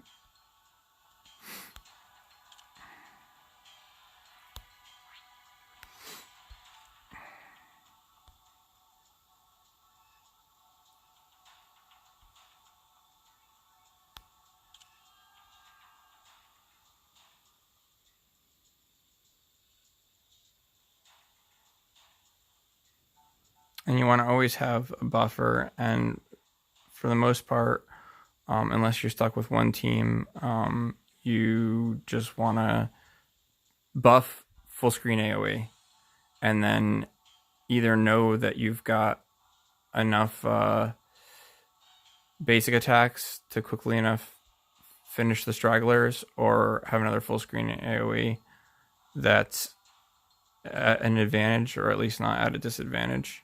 It helps to know the abilities of the other characters on the other teams too.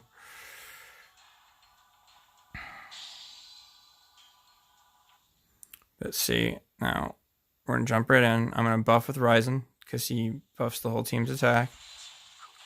I'm not even going to debuff with the other guy. I'm just gonna hit him before they have a chance to buff or do anything else. Boom. Now auto attack should finish it. There, done. 1-0-0. That's what you want for every round.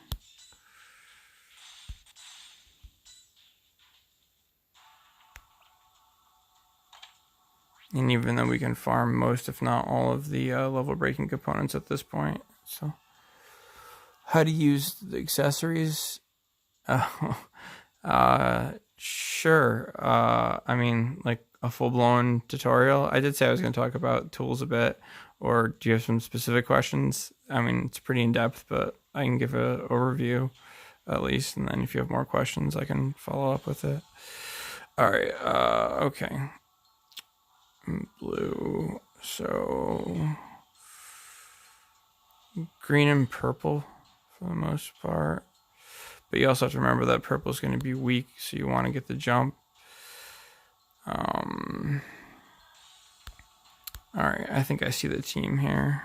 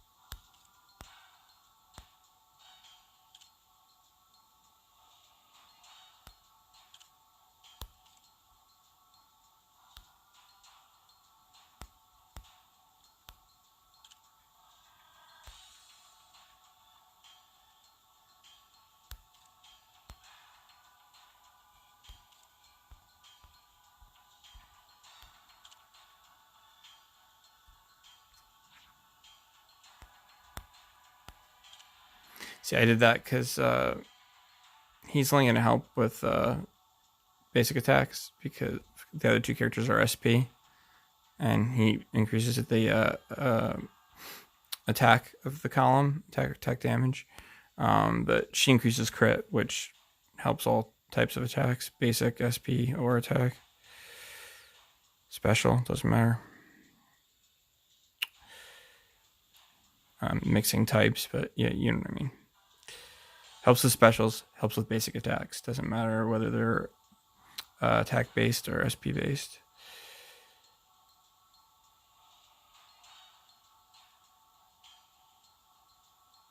I mean, technically Mukuro is weak to Genkai, but that really doesn't matter in this matchup.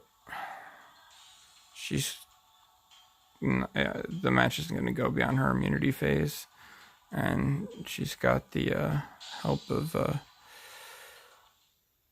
Shunsui.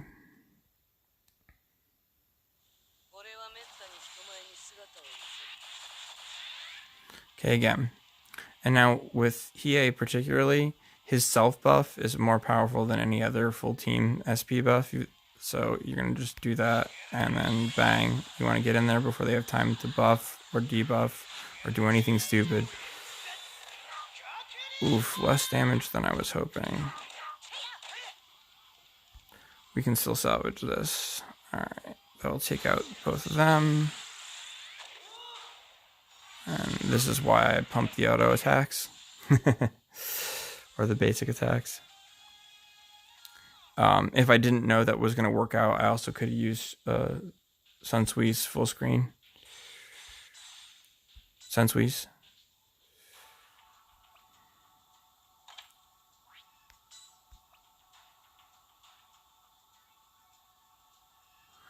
Alright, blue, so we want green. You know, my green characters aren't great, but they're not awful either. So when I do green, especially this late, the last two teams are significantly more powerful than the rest of the teams.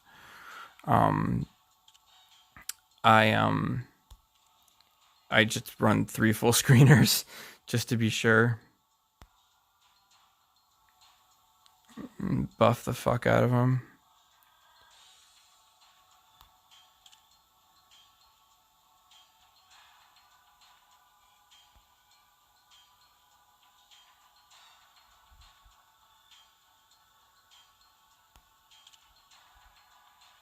She buffs the whole team, so.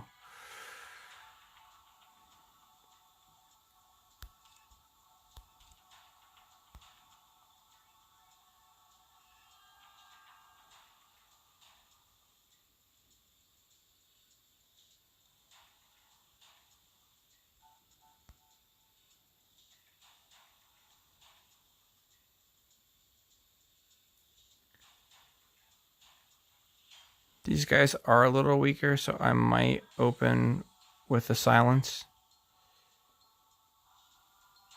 Because I know I'm going to have to use multiple.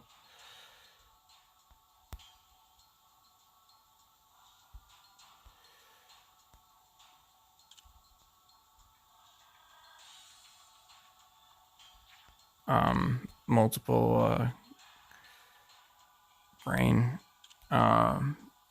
Multiple AoEs. So hopefully that'll prevent them from buffing or debuffing.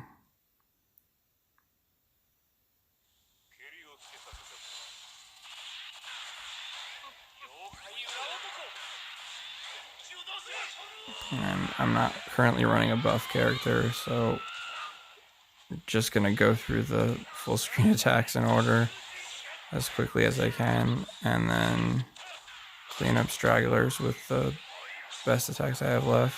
Here we go. Went to turn 2. Oh, there goes my perfect score. Oh well. I shouldn't have silenced. That would have been alright. That's what cost me the 1/0/0 card. Tried to play it a little too safe, especially since I had aggressive tanks.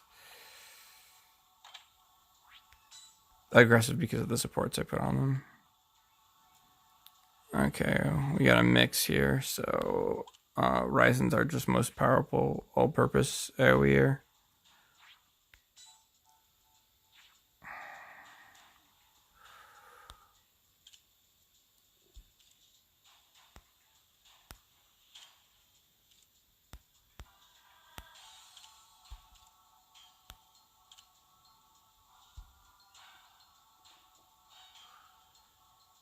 And we want to make sure that shit hurts.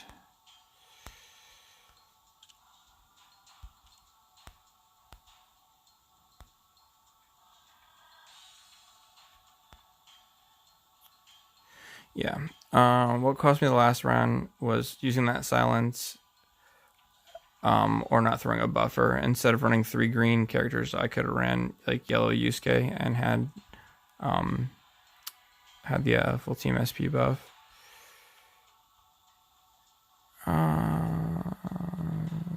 There's nobody that's really a danger to him. Oh, actually, he's a danger to himself. Let's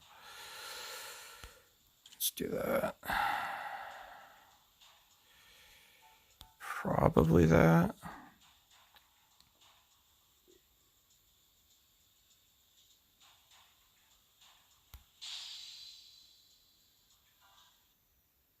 This one's going to be rough because their damage resistance at this point is pretty out there. Alright, and now the question here is, alright, that's the first play, no matter what. Actually, he weakens them via for SP, so I'm not going to bother. But if I had a debuff, the question is, do I debuff first and then potentially give them a chance to buff or debuff themselves? Yada, yada, yada.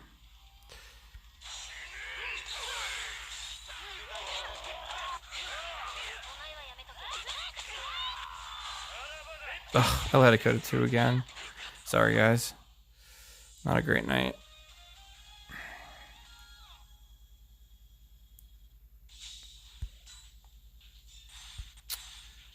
Sad display.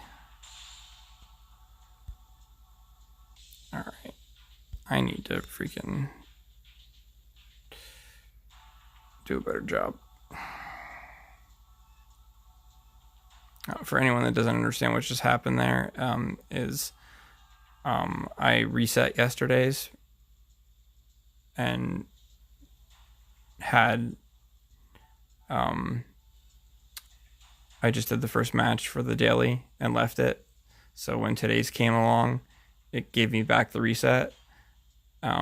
So as long as you don't use the reset first before you finish the map that's already there, you can do 2 in one day. You can save the previous days for the current day. You don't even have to finish any matches. You just have to reset the map. You just have to have a map up.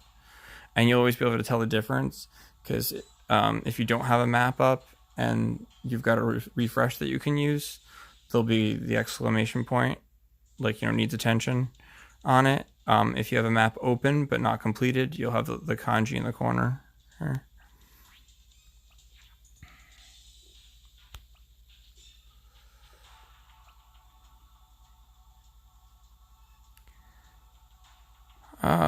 It's another mixed team. I can just run whatever I've got right here. Especially this early. Ryzen will probably kill all of them.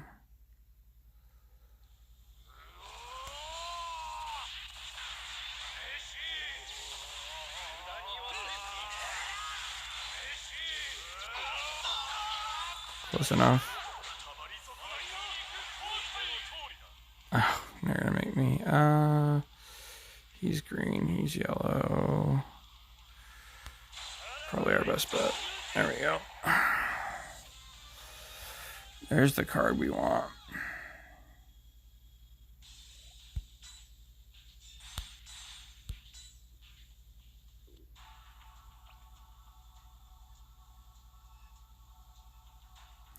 Alright, we want purple. Especially this early, we don't need to worry about the cross weakness. Although, I'm not going to make the mistake I did last time, and I am going to run him so I have a SP buff.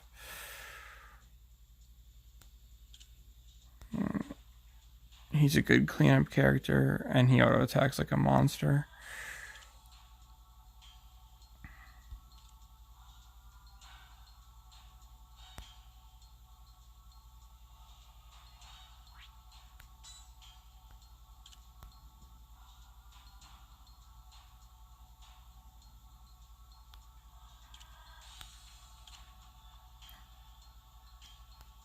See, now they all benefit the whole column.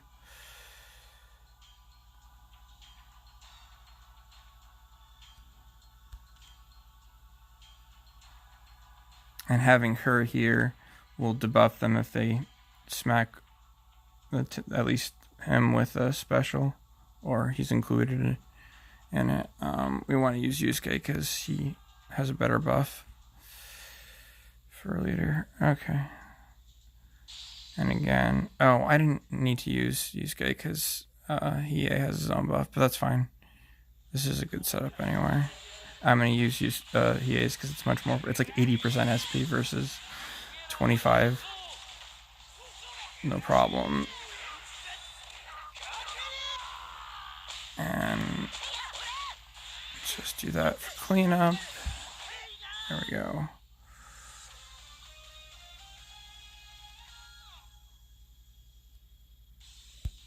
Keeping that 1-0-0 card going. Let's see if I can give you guys a nice, clean, perfect run.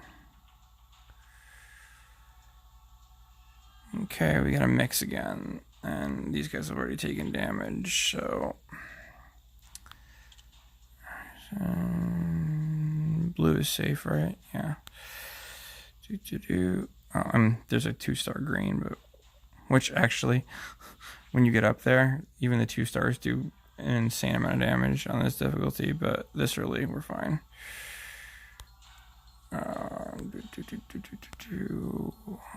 With a mix, no red, we'll go Sensui. So we've got the, is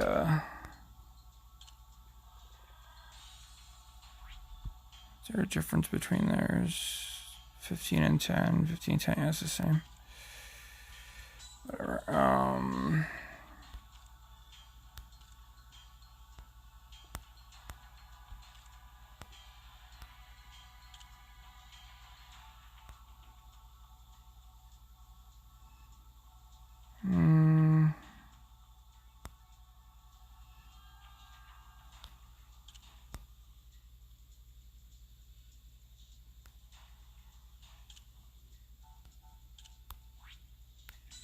Checking their individual attack stats, because overall power doesn't necessarily tell you the whole picture.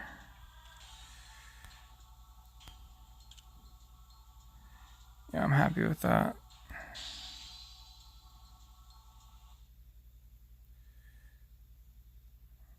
I'd have to double check, but I'm fairly certain Ryzen's buff is better than Makuro's. If not, it's at least comparable. And one more. There we go. That's all she wrote.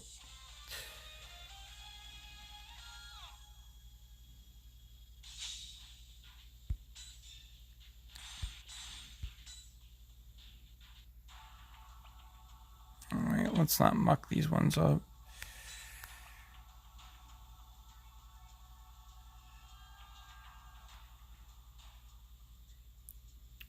Blue, good. We can do that. That might be all we need to do. Oh, well, we don't want the green guy in here.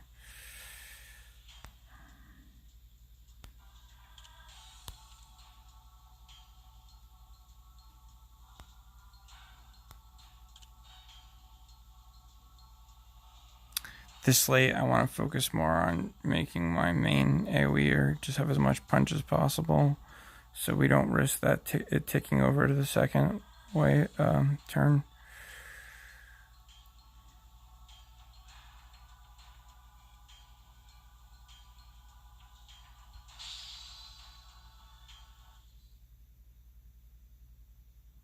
And we're just going to buff with Rise and then hit him with Hiei. And go from there. See, that only gave them time to use just one buff, and it was an offensive one. Otherwise, I could have been screwed. And now he just goes, goodbye.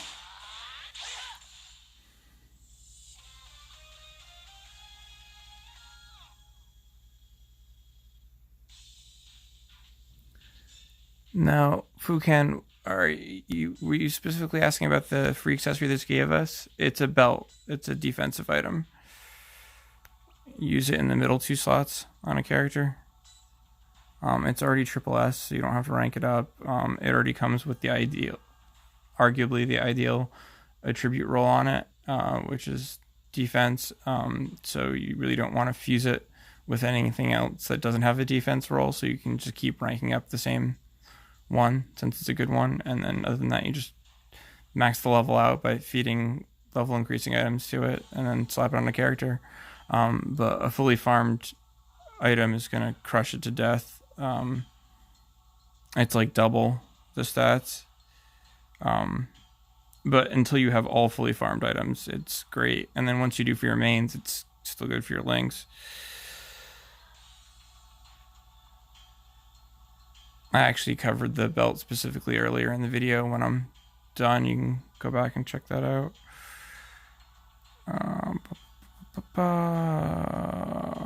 Why'd it have to be yellow or purple this late in the game? My purples are all damaged too. Fuck.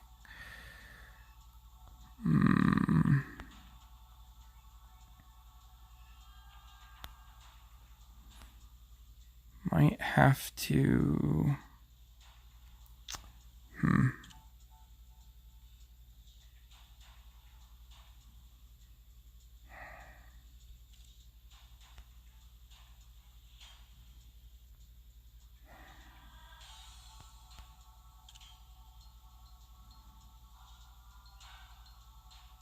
I might try this.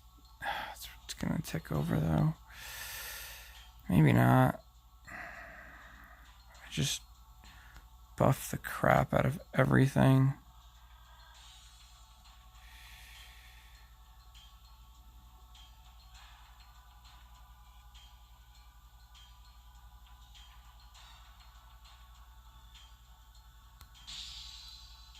I'm gonna lose a character if I go purples. They took too much damage in that earlier match.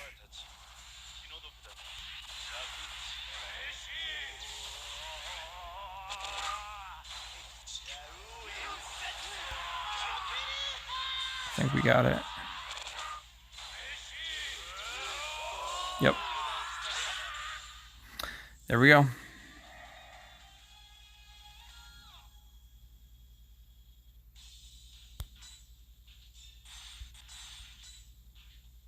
And that's a perfect run.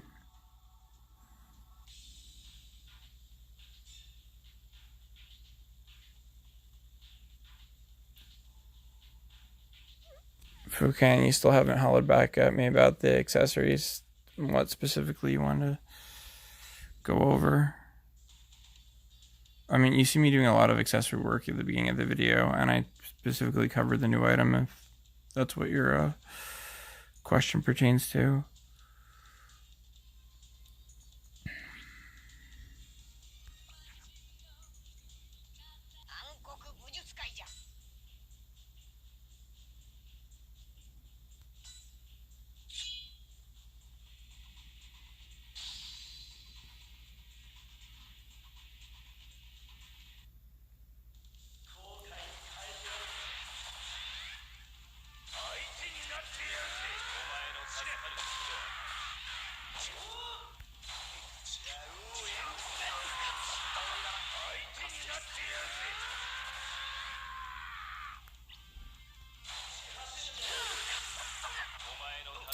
Okay, the game just ignored my targeting. That's always fun.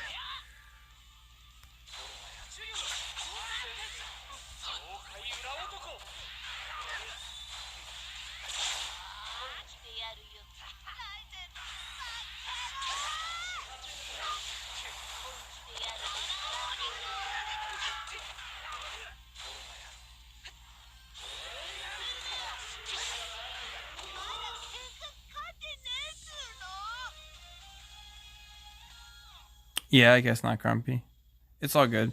I think regardless of which thing they were asking about, the first bit when I redid my items on my PvP team will cover it for them.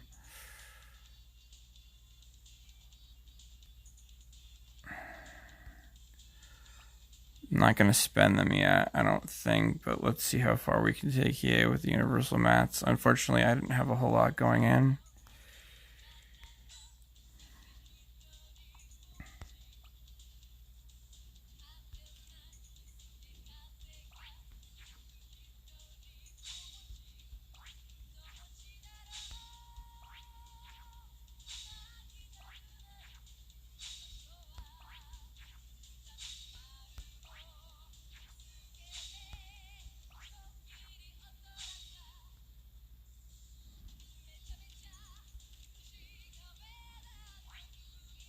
Ugh, that hurts.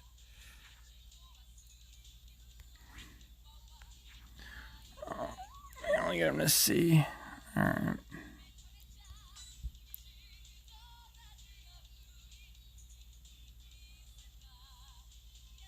Blarf. I have points on one of my cards, so let's do one more pack since we got people. Again, if you're willing or interested in helping out in any way with the channel, the Discord, the Reddit, or you can find it in your heart and wallet to donate, it would be greatly appreciated.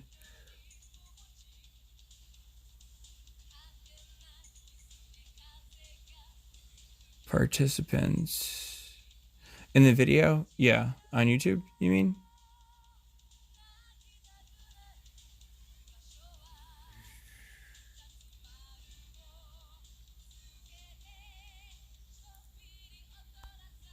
I don't care if you guys like see like the last 4 of my freaking crap, whatever.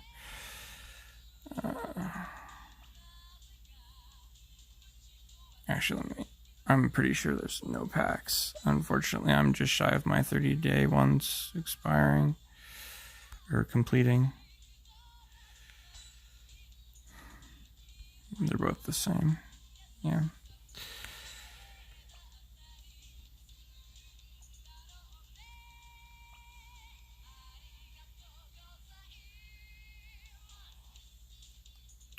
Wookie, did you ever have any luck by any chance fixing that PayPal issue you had? Just curious. Not to sound desperate or anything.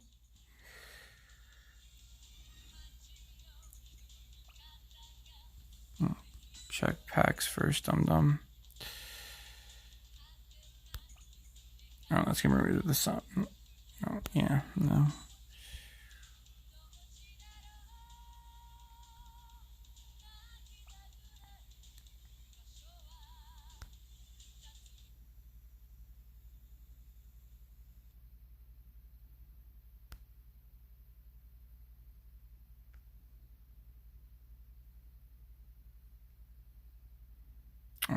I have enough points to erase this transaction, thankfully.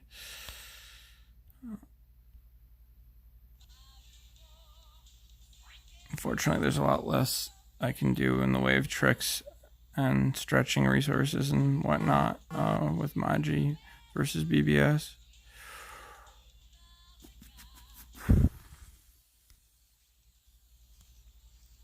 God, I don't even know if that'll help, if that'll get us all the way through the rest of these steps. I might have to just deal with waiting on this EA, which I guess is alright. Until the next banner with universal red mats.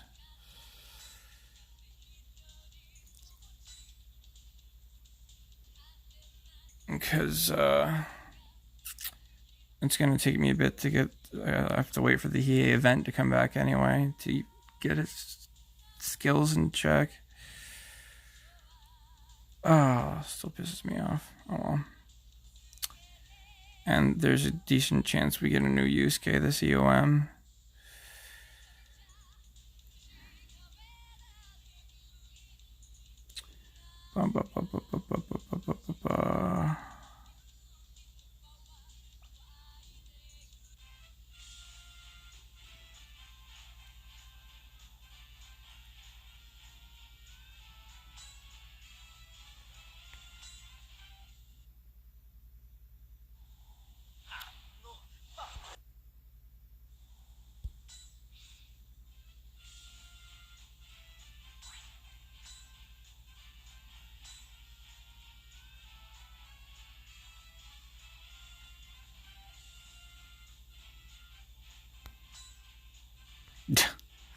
Yeah, I'm gonna need 50 orbs. Stupid fucking.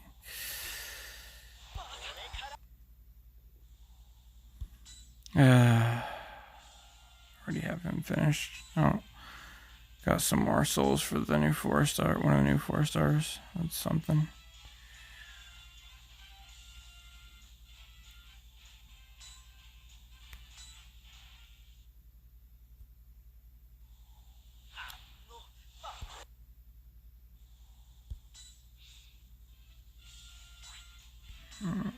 I can manage 50 from another source.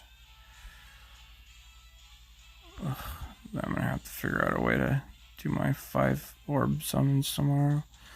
What a pain in the ass.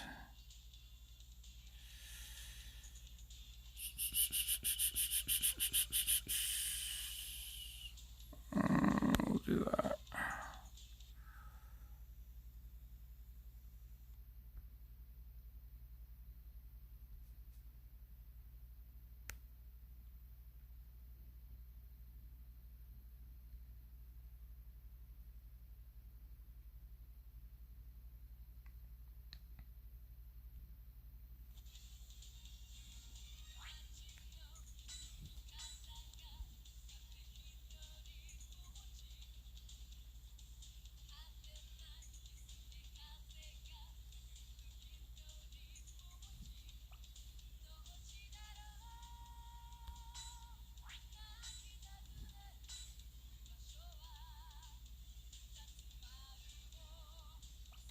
Here's hoping multi-Hies.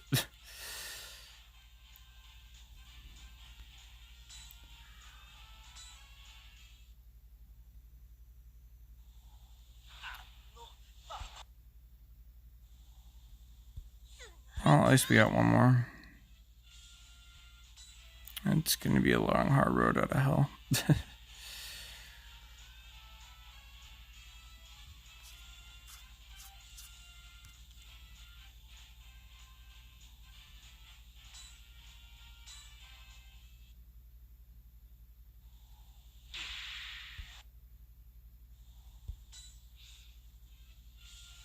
I mean, I'm going to have 2 poo tickets in a few days, but I really don't like to use them for anything but supports. Like, really, really don't.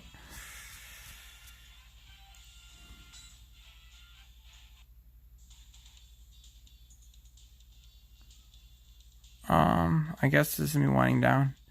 Is there anything else anybody wanted to talk about, see, do, request, help with?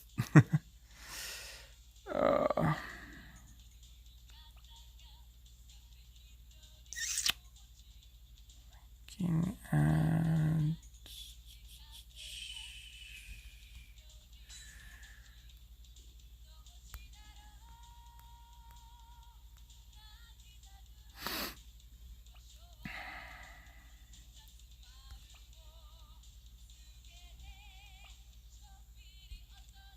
that'll naturally get him to C, but we don't even have enough to get him the rest of the way there. The conversion rate's such crap. That's annoying.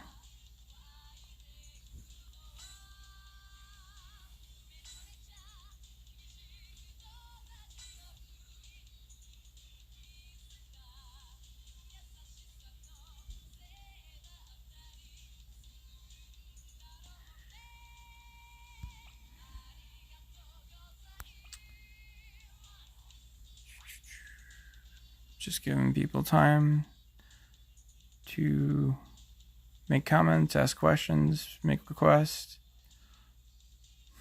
offer assistance.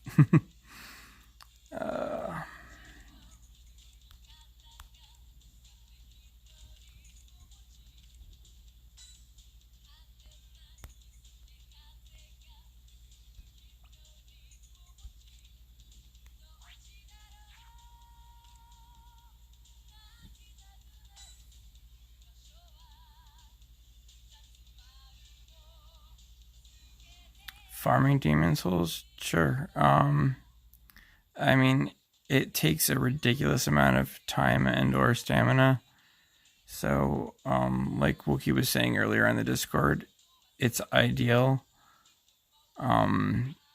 to only farm when they do the drop rate increases, which I don't know. What do you say, Wookie? I mean, lately it's pretty much been once a month they do it.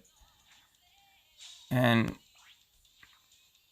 it'll either be for the entire week or all of the weekdays or the entire weekend. It's usually double drop. Once they did triple drop. But either way, it's significant enough that it's worth it. I actually need yellow scrolls. That's funny.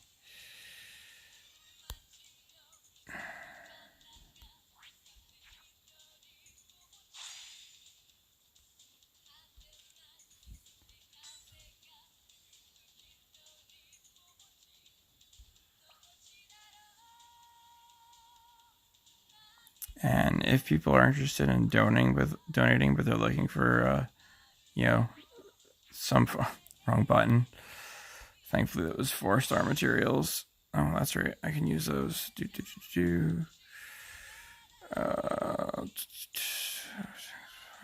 Four.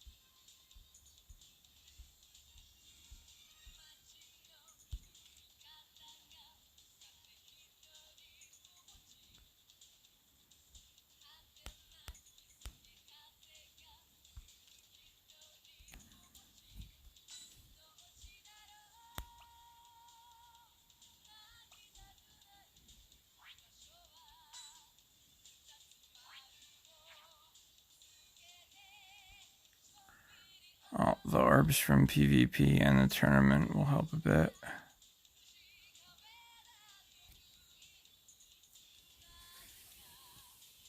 Oh, absolutely.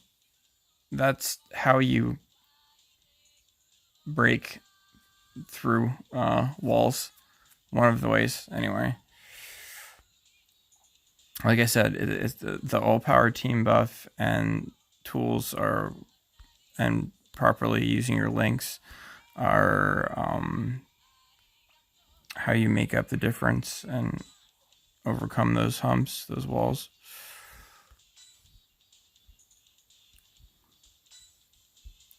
I'm just talking about if you're low on it's just there's nothing wrong. I mean, I constantly farm gear.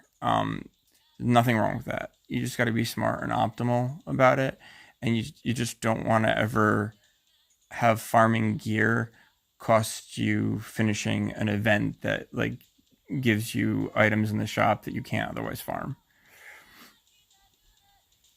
Am I making sense?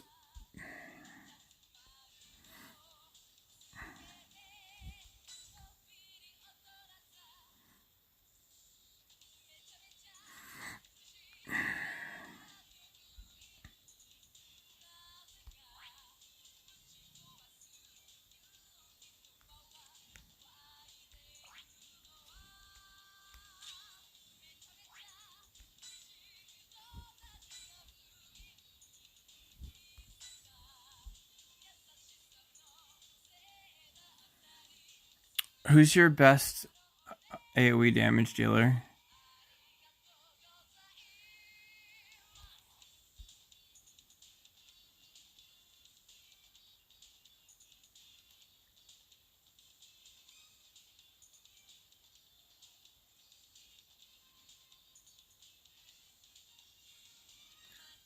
Who currently, or that you know for a fact, has the potential to have the highest raw power of all of your characters that have a special that hits the entire enemy team?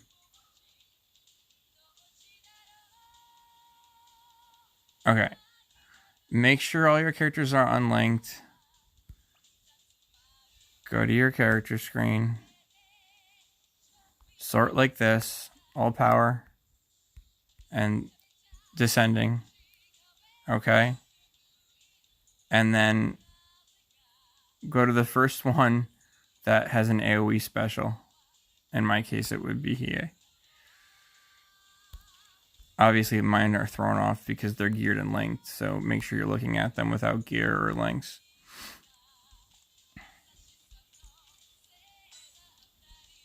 They're your most important character to gear, specifically.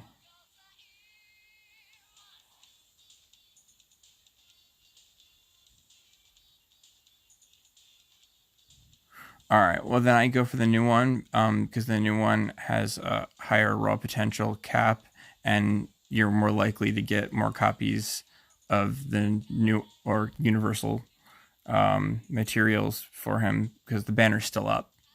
And you're going to get orbs from PvP this week. You're going to get orbs from the Dark Tournament, no matter where you place, as long as you just keep spending your points. So, the new Hiei, who's a kind of a pain. They're both pains in the ass, because the primary level that has all of their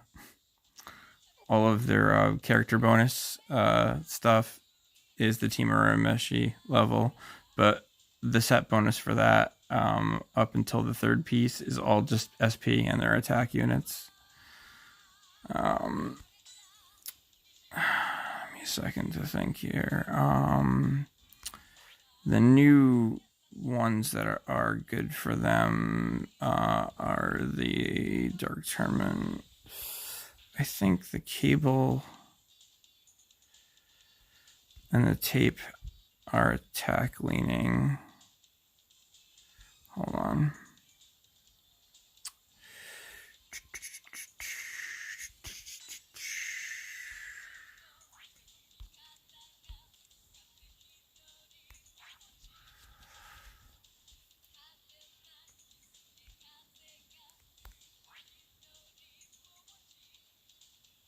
Yeah.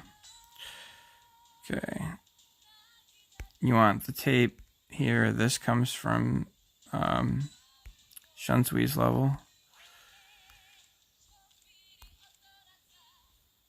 And the other ones you get will be helpful because it's got a character-specific bonus for all Hieis, Seamen, all Snipers, and all Isuki or Ikak, my brain, and all Sensuis. All right. If you do farm the Team Urameshi level, his defensive item is, even though the set bonus is SP leaning, the stats are attack leaning, but he's kind of the Botan level is good because it gives you the Demon Sword, which is attack leaning. It's for him, and the set is defensive, but it's at least useful, and the character specific ability is attack damage type increase. And then you compare that with, there's any number of items from that level that are part of that set that are attack leaning. The whistle, the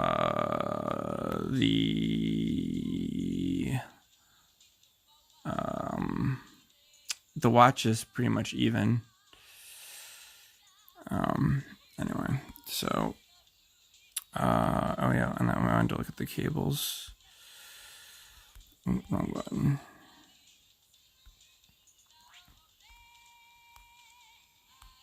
What am I doing? Sorry.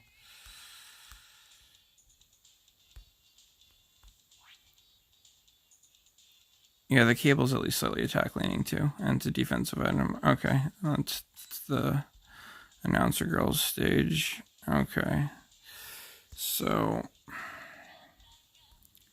well, and the good thing about this is you'll actually get stuff for both the blue Hiei and the red Hiei, and honestly, there's nothing wrong with running both of them on your team, because then you've got it covered.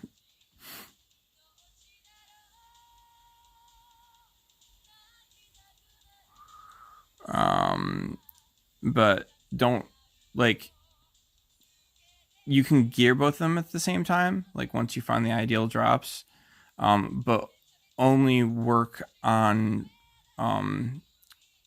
getting the grade up on one characters at a time. So, and one, so focus on red Hiei first, and put all your dupes of those items into. I mean, and other than, like, stuff that's got a perfect 10 attachment on,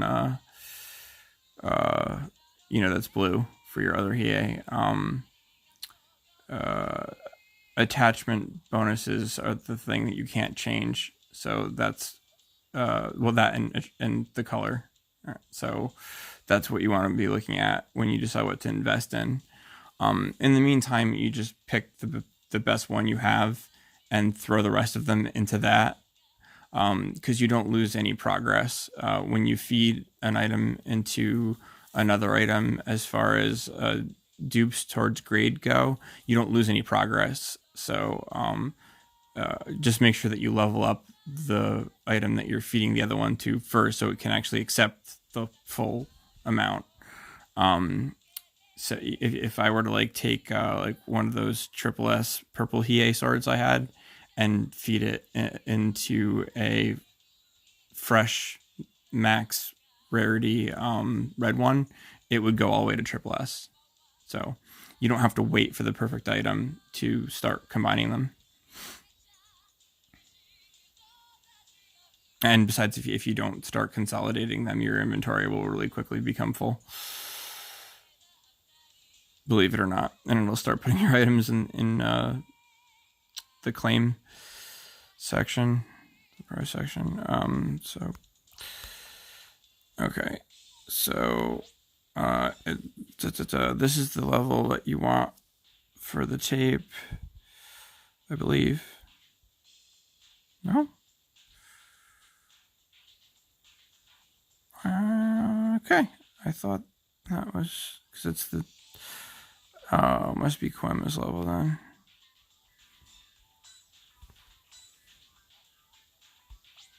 Unless it's these guys. Yeah, no. Okay. All right. As you know, or may not know, there's 2 sets of alternating levels. So at 10 a.m. EST tomorrow, these will switch.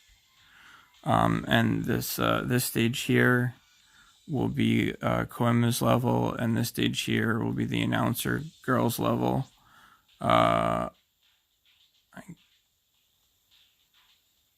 And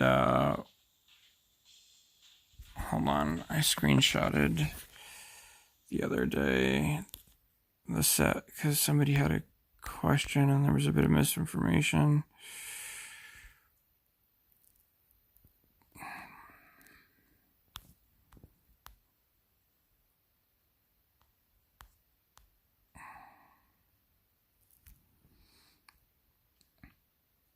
Yeah, unfortunately, both levels you want are going to be up at the same time. Well, focus on the damage item first. So on days that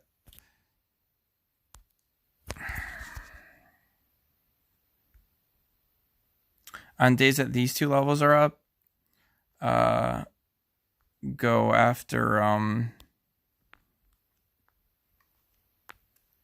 this one right here, and start farming for that tape. Personally, ideally, I would say you're looking for a red one. Well, obviously, you want a red one with 10 crit on it for the attachment effect. Because again, you can't change the attachment effect. Everything else about it you can change. It sucks that it's fixed, but at least you know from the get-go, from the jump, so it's not like you get screwed like down the line. So but in the interim, just go with whatever has the highest level 1 through 10 attachment effect that is offensive. And then for the attribute effect, I usually go anti-silence because it's the most annoying of all the remotely common elements. In this meta, burn immunity and poison immunity aren't awful either, but yeah. And then once, and that'll be really good for you because you need all the other items for Koima's set for your Koima. So it'll give you, he has items in this stage with bonuses specific to him for every single slot but one. And then Botan's ore is still a good fill for the other thing, so you get the full 5 set bonus. Once you're done or ready to take a break from that level, you can go over to the announcer level and go after the cord,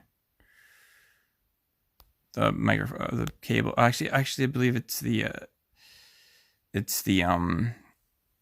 what the nurse wraps them, binds them up. No, she uses I think it's a microphone cord. I'll have to double check. Anyway, and on these days,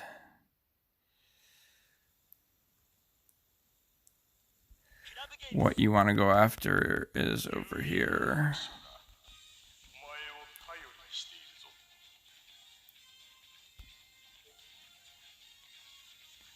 It's the level I was farming, and it's also a good level because there's the spirit tools and the 3 sacred treasure sets are just good generic sets, and there's going to be a lot of characters that there isn't one specific standout item for every slot for, because a lot of characters don't have character specific stuff in every slot or even any slot.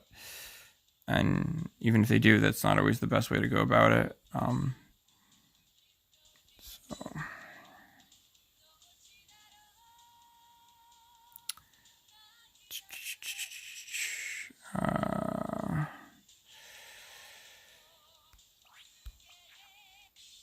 It's this level right here.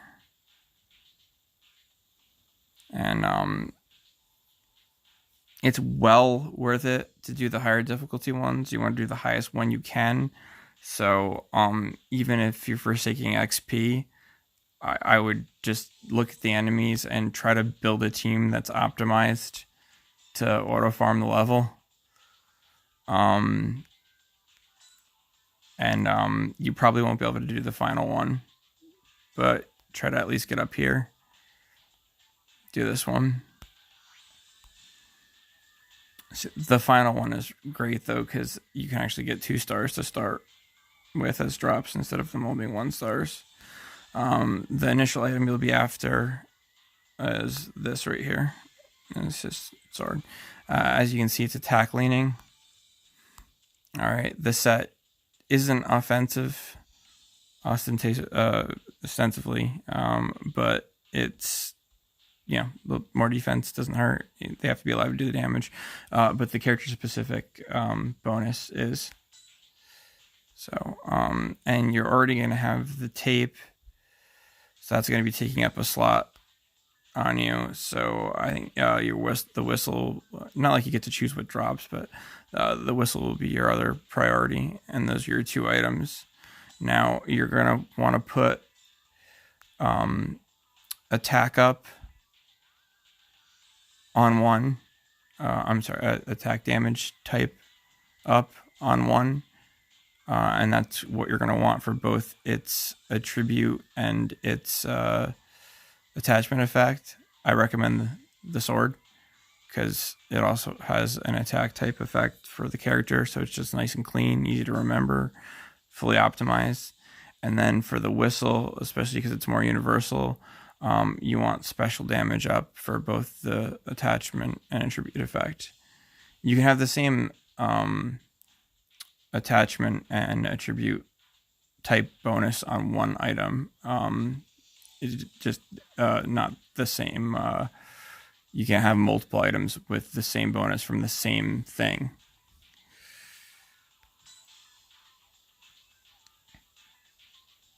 And then you'll get crit, which I only like as an attachment bonus because it's one of the few attribute, unless the character just stacks crit, because the attachment bonus for the attribute bonus for crit, unlike all the other ones, doesn't jump from 10 to, there's two of them that don't jump from 10 to 15, so I feel like it's suboptimal. So that's why I was saying, because the accessories for attachments, the trinket slot, can roll any effect, any attachment effect. So that's why I say go for crit there, because then the attribute effect is unique to the trinkets. So I'll show you what you want specifically, what you're looking for. Enjoying.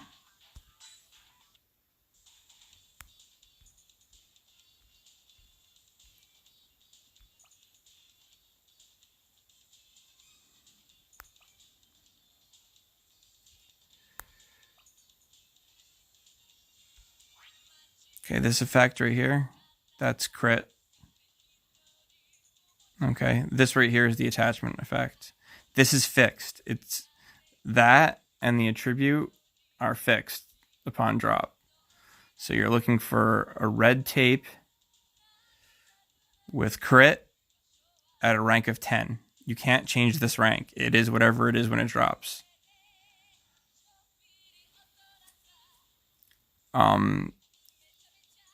Especially early on, don't go investing in the attribute effect unless it's the perfect item. But as far as this screen here, where you increase the grade,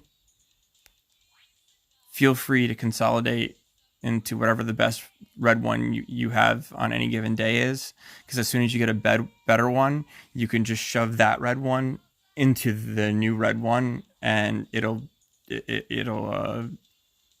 like, see here, I'll show you what I mean real quick. See, I'm not going to actually do this because I want them the way I have them, but it's not going to let me do it from inside that menu. Hold on.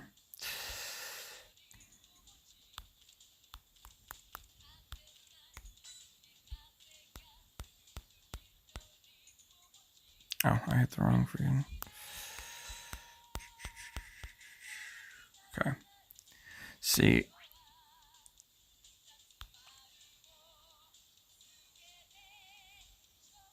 Now, the only thing you have to make sure first when you get a new one is that you go to this tab here and you max rank it. You get it all the way up to 5 stars. Okay. And then you get the level all the way up to 30, because the how much it takes to increase the grade of something changes with level.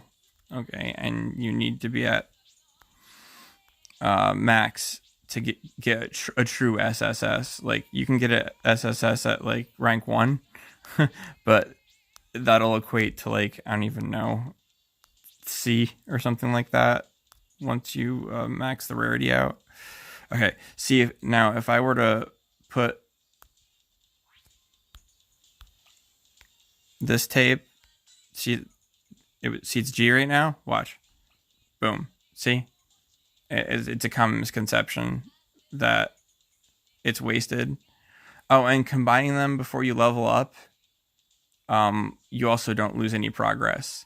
People just thought that you did because, like, you know, like I said, you could have it at SSS at 1 star, and then, you know, you're going to go to 2 stars and it's going to drop from SSS down. That's not because you're losing progress. It's because at that rarity, the amount that you've combined doesn't equal more than that, because the cost goes up with each rarity for the same letter grade.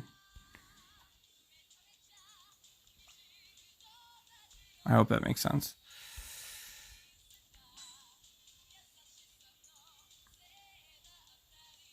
And if you want to follow my advice and you want to go for a silence one, once you hit 5 stars, it'll automatically roll for the attribute effect. Okay. Like I said, I almost always go anti-silence, which is this one right here. Okay. But these, each time you combine it with another 5-star either item or universal thing, if the other one has a different effect, it'll re-roll it. If it has the same effect, it'll increase the rank by anywhere from 1 to 3. Usually 1, but you have a chance to get up to improvement of 3. 3? 2 or 3? 2, I think. 2. If 3 is possible, it's really rare. I don't remember off the top of my head. Sorry. Watch it while it rolls. You'll see as it rolls.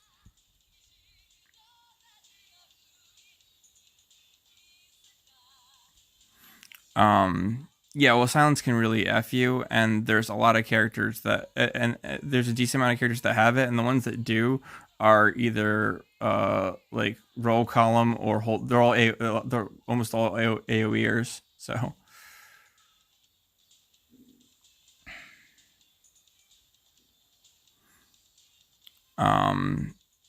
But yeah, what you can do is you can take garbage items that you're not going to use for anything else and get them up of the same type. When I say the same type, I don't mean like the same. It doesn't have to be the same exact item or anything like that. Just anything that would go in the same slot.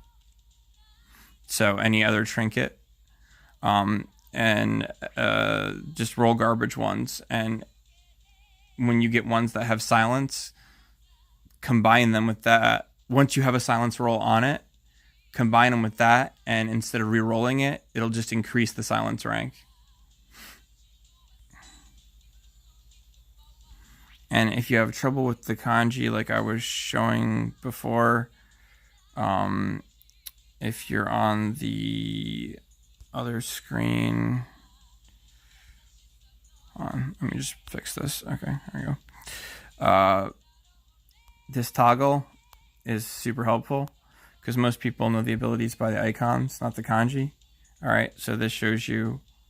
Okay, now these are the attachment effects on my items currently on him. Okay, these are the attribute effects. The attribute effects are the ones that you unlock at 5-star and are rolled for randomly. And don't be worried if you hit rank 10 and you don't have the attribute effect that you want. You can keep combining 5 stars with into it until you get the ability you want. It just won't do anything other than reroll it. This shows the currently active set bonuses and what they do. And this shows character specific increases. All right, and there's the crit one right there. It's the fist with the little circle and the star. I call it a tilted halo, but whatever.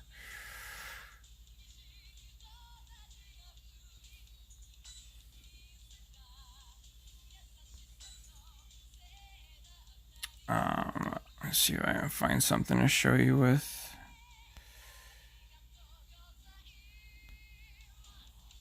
Oh, I have some red swords. Any good red swords? That's special. This is attack up, by the way. That's the attack type up. That's what I was talking about.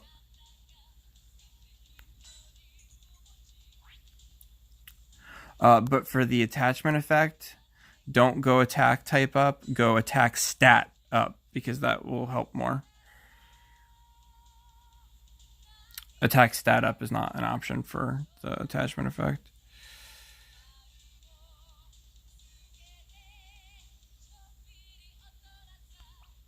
I guess I can show you with one of these, whatever.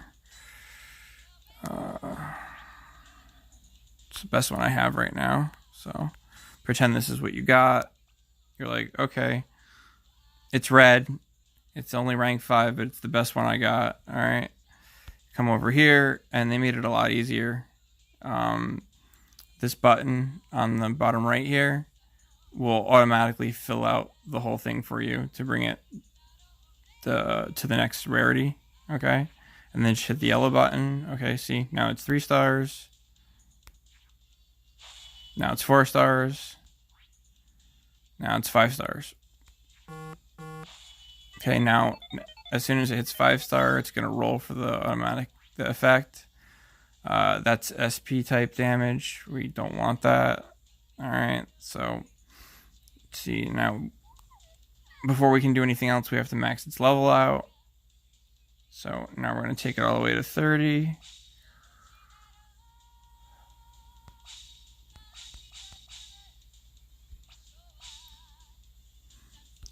Okay. Now you have to combine it with either the universal guys or another 5-star item to reroll it. I'm not going to waste a universal on an example, but I will roll something else.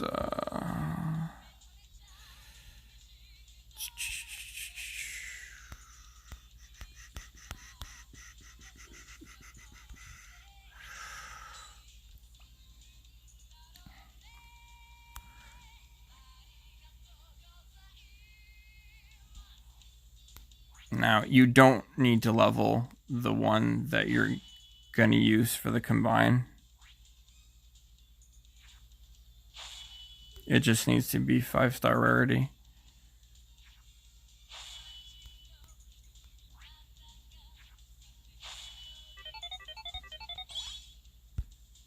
That's stun resistance. That's not the one that's okay with all those possessed Yusuke's running around.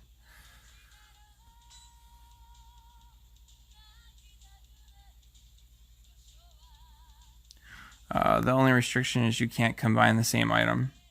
So which you wouldn't want to. I mean, you can't use the same item to up the rarity or to reroll, but you wouldn't want to anyway, because you should be combining them to up the letter grade. What am I? I'm in the wrong freaking. No, I'm not. I'm just being stupid. Sorry. Oh, it'll be closer to the top now. Where are you? Stupid thing where... Oh.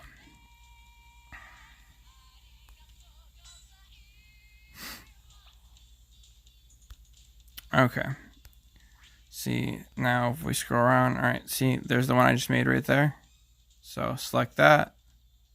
Oh, and incidentally, any of the ones that have the same exact effect... In other words, ones that will keep the current effect and just increase the rank will, there'll be like a flashing box around them. Oh, there you go. See it? See, if I were to go in here and select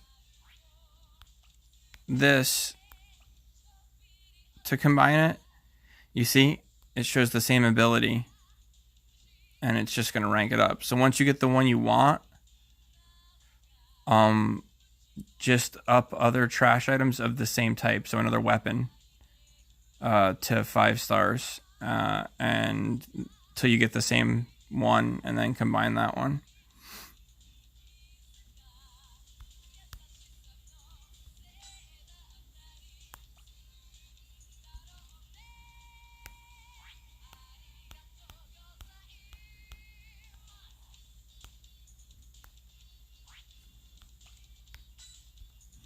See, now if I take the other one that we rolled just as fodder to re-roll it, and see, now it'll start rolling again.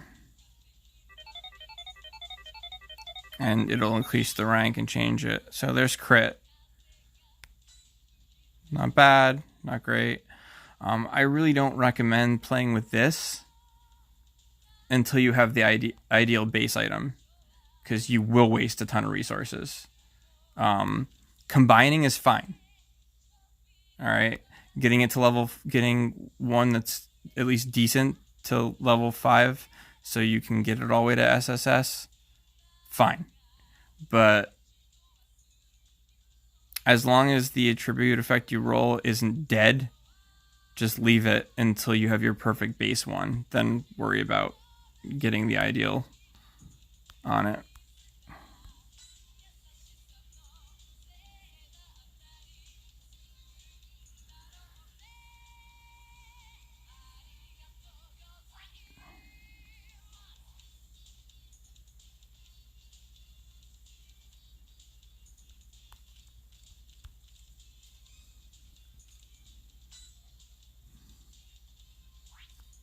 And this is the oh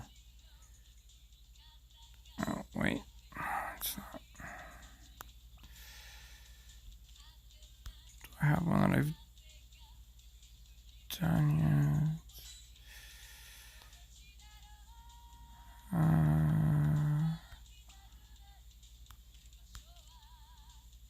That's the special up, but you want that on the whistle. Attack up one. I have one somewhere. This is special, right? Oh, come on.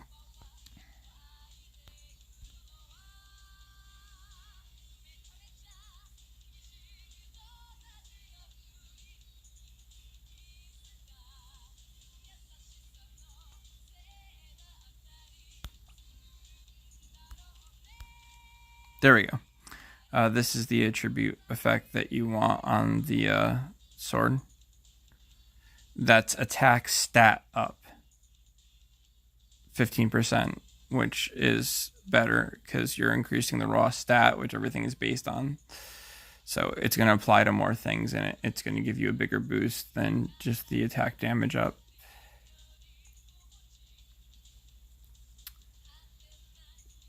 But for the attachment effect, you got to do the attack type damage up because the attachments can't boost stats.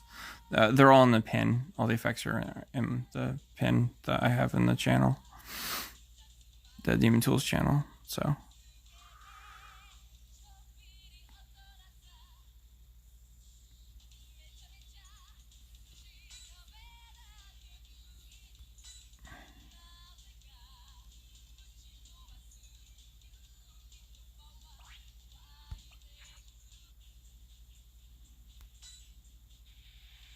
Did you have any other questions?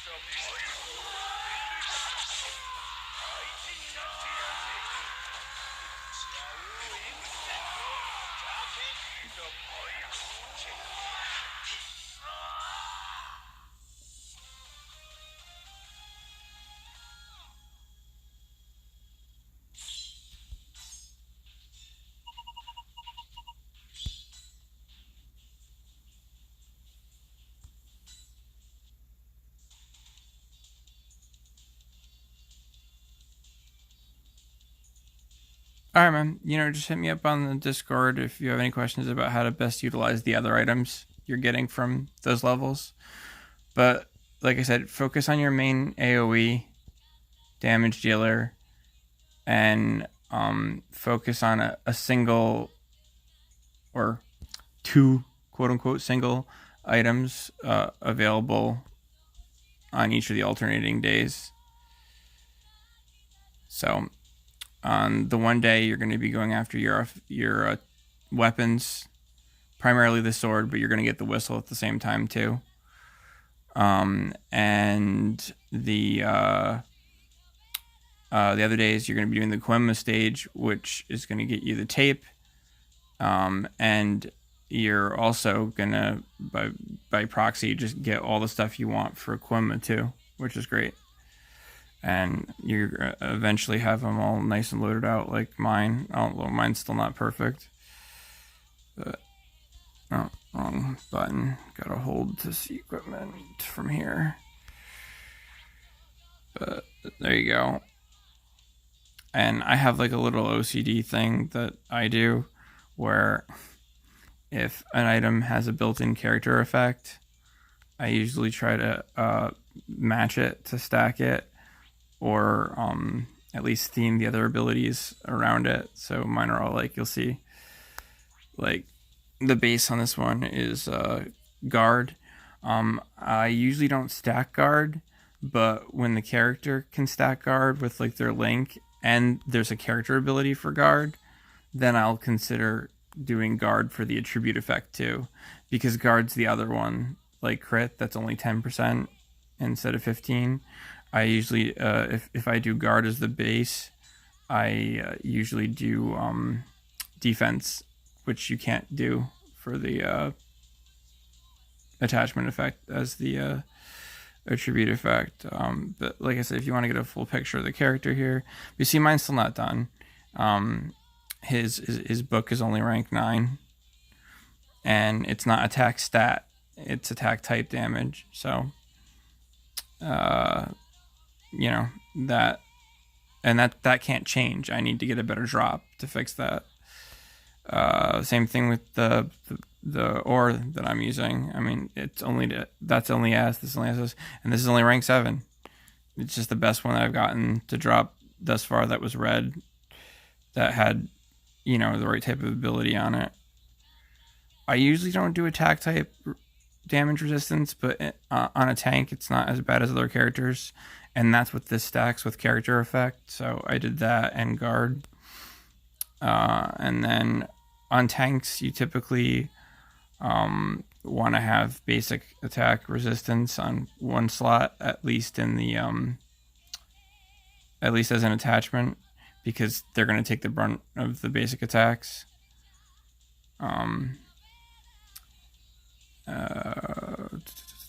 then not every tank even has offensive specials. So, I mean, for regular like attack units, you want the combo that I was talking about, which is attack type damage up, attachment effect rank 10, attack stat damage up, rank 10, on a tribute, and then you're going to pair that with another weapon that's got special attack damage up as both its attachment and its attribute effect. And then I usually put crit the accessory slot.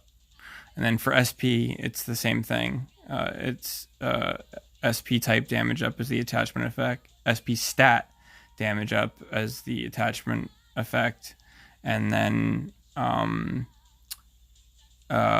you pair that with an SP leaning weapon for the second slot. That's all special type damage up. And then again, I usually throw crit on the trinket. For tanks, though, they do a lot more. Their specials don't do as much damage. Some of them do significantly, by order of magnitude, ratio-wise, they do significantly more basic attack damage. So I usually do attack type damage up and attack up, or I do basic attack,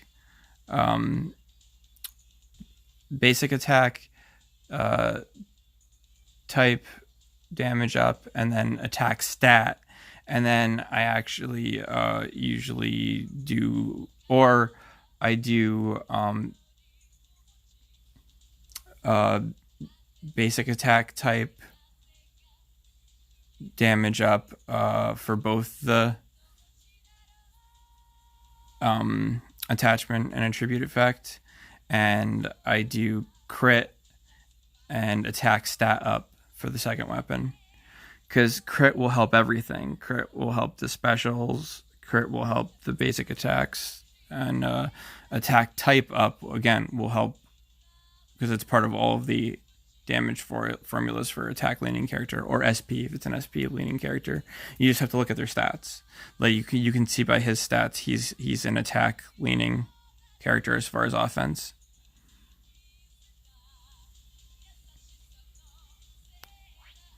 And then, I mean, don't go crazy with the trinkets, because the rolls on your attributes are far more important on your weapons and your armor, and you're going to be limited on resources at first.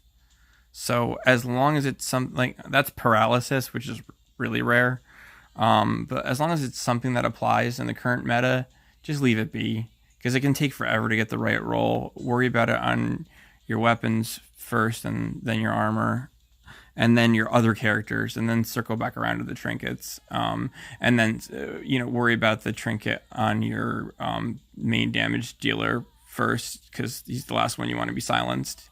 You tend not to give much of a shit if your tank gets silenced, unless you're really depending on like his debuffing or buffing ability, and you haven't used it yet. But that's also the first ability you usually use, so...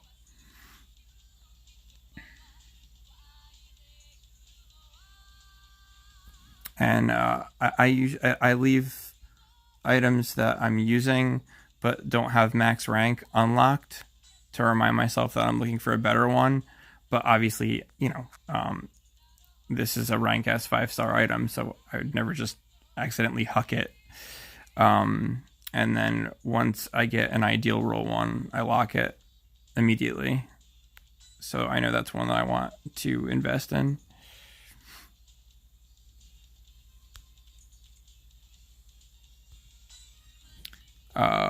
For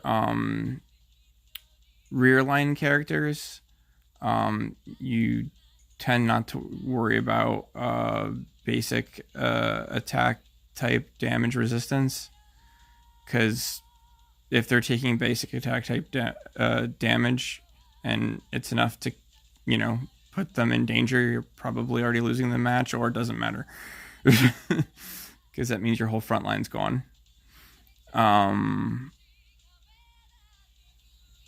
And they've probably already thrown their special. So on general units, like the basic, obviously, it changes depending on, from unit to unit, depending on their skills and their what their link is. If their links gives them a skill. I don't know how much you know about links yet, but if the link is the same color, it gives them their slot 1 auto skill. So that's a factor. Just keep in mind, the game doesn't let same source bonuses stack. So if your link has the same slot 1 auto skill as your what the character you're linking them to, it'll give them it, but it'll just take whatever one is higher, if one's higher, but only one will apply. But yeah, the general base config for like a non-tank unit, for me anyway, is the first one you want, obviously, because that's what's going to typically hit your backline, is general special attack damage resistance as both the attachment and attribute effect, because that's blanket. That's anything that's not a basic attack that I'll apply to. And then I usually, for maximum flexibility, and I complement it, with other ways, I usually do guard on the second one, so it'll stack with like, you know, buffs that do guard and whatnot, and give them at least a small chance of guarding and being annoying. But then I always do defense for the attribute effect on the second item. You just can't do defense on the other ones. But like in some cases, like, you know, especially with tanks, where like, see with Quim, he has that one defense item that actually has guard on it as a character effect, so you can get it all on that one item. You can get guard as the attachment effect, the character effect, and the attribute effect. And then you can, and his slot 1 ability is defense, so you can attach Red Chew to him, and then Red Chew gives him his rank 1 passive guard buff. So that's a lot of guard. So, and that's a time where I'd actually forsake defense for guard on one slot, but I'd actually put defense on the second slot because it'll stack with Koem's natural defense buff. So he'll really, you know, he'll guard a lot, and when he doesn't guard, he'll take significantly less damage. That probably pretty well covers it. But yeah, when you're looking at your tanks and trying to figure out what you want to do as far as their defensive abilities on their items, look at the skills, look at their skills, and look at the look at the skills that they're potentially getting from their links, and look at your current team and what sort of whole team buffs you have and what they do. Like Kuwabara's primary buff is whatchamacallit,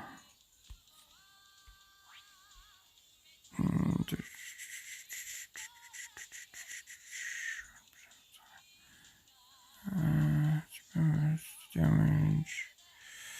Oh yeah, that's right. It like refocuses like attention on him and then reduces generalized damage across. So that's not a good example, but some of them, you know, will increase. Like if you're running Suki, you know, he's got a passive ability that makes it so anytime you use either of his specials, he guard buffs the entire team. So then, you know, stacking guard could be more significant if your primary team uses him, and you're always going to start the fight by using it. But get to know your team first, because where your level of competition is and the people you're currently facing, your best bet might be to just jump their bones with your AoE before they get a chance to debuff you or buff themselves, in which case you're not going to be using your tank's buff probably ever. Your options are going to be either immediately go to the full team AoE and then go to mop, and then either go to like a sort of attrition mode and just try to wear down the remnants, or go to a speed mop up mode, or just try to sneak your biggest buff to the AoE damage dealers attack in, and then get the AoE in there, because the difference of the enemy just getting off one debuff or one buff, and then the other things that can trigger, can be the difference between you full wiping or killing most of their team and leaving the rest of them so damaged that you've won in that first move, and it doing little to literally no damage. That one turn that they had to either buff or debuff can literally be the difference between a full team wipe and it just bouncing off of them. That's all I could think of at the moment. So again, the PayPal and the Zelle are up there. I could really use the help. There's also a lot of ways I can use help that's not monetary. All the way up at the top is the link for the Discord. So I'm just gonna keep playing on my own for a little bit. to give anyone else a chance to chime in with anything if they needed to, and then I'll sign off if there's nothing else right now.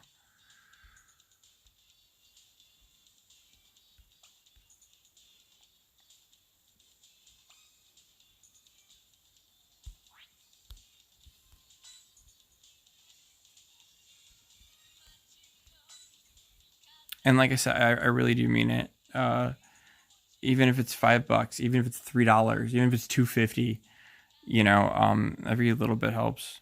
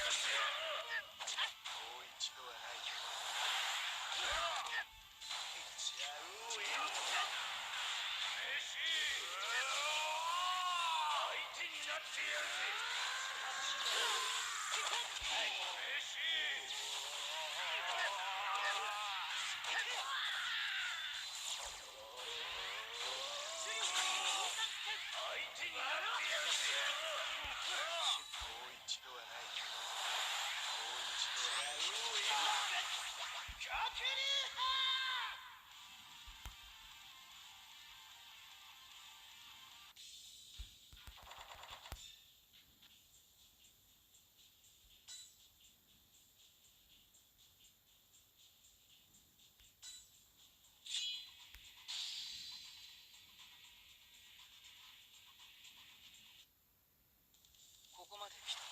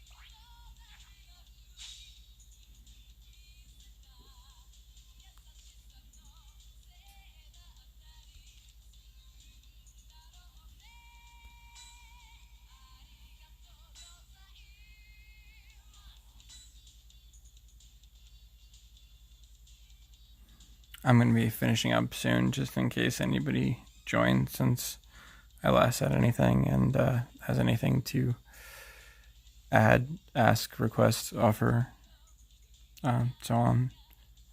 Probably be live for about another 15 minutes or so, unless something comes up.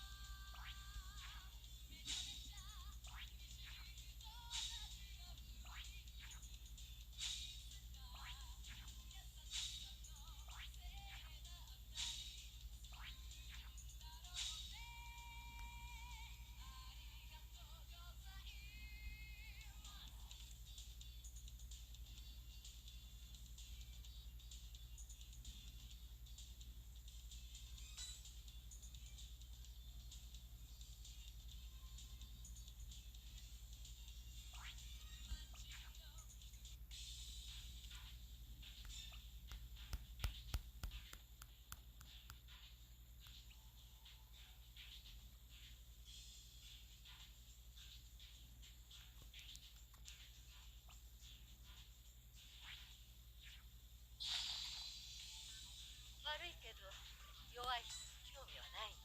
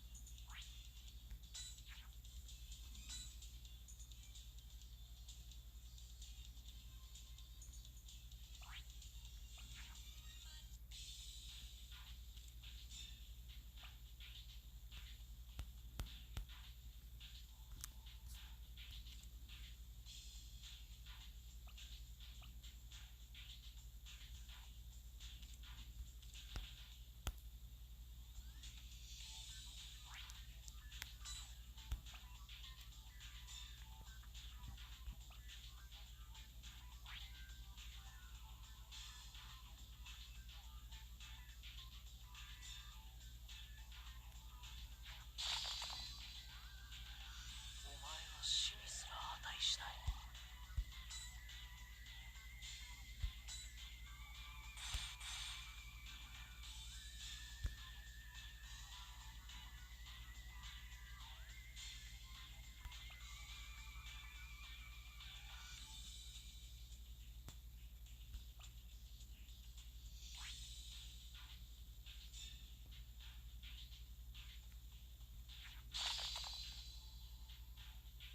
愛と喧嘩は別次元だ。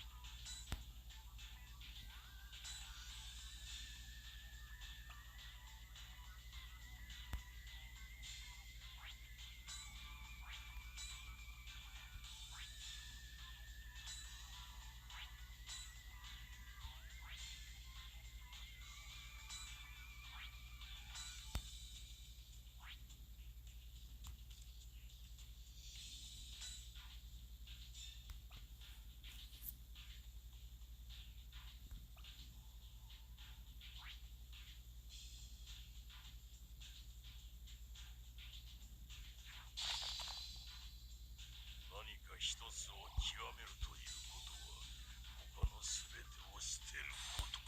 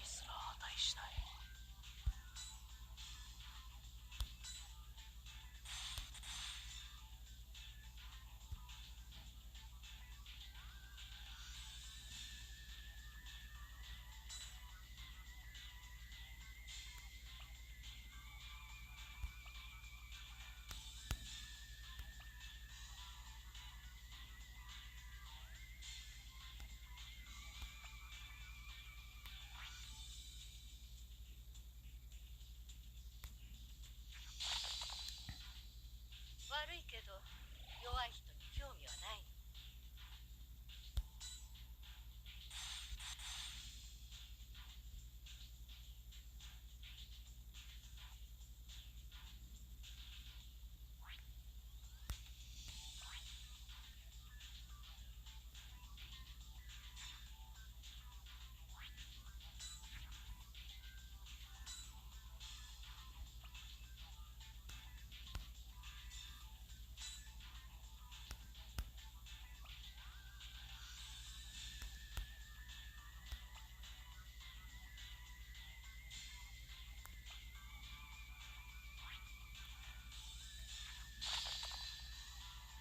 何か一つを極めるということは他の全てを捨てること。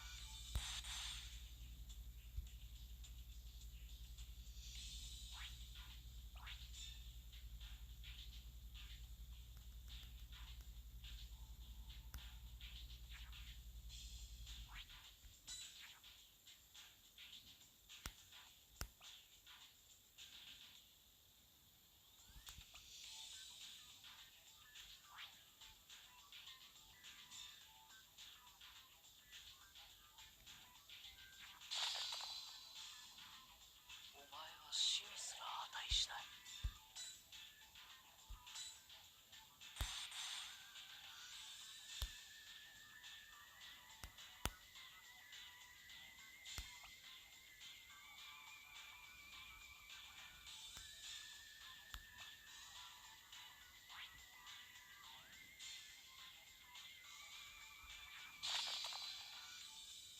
愛と喧嘩は別次元だ。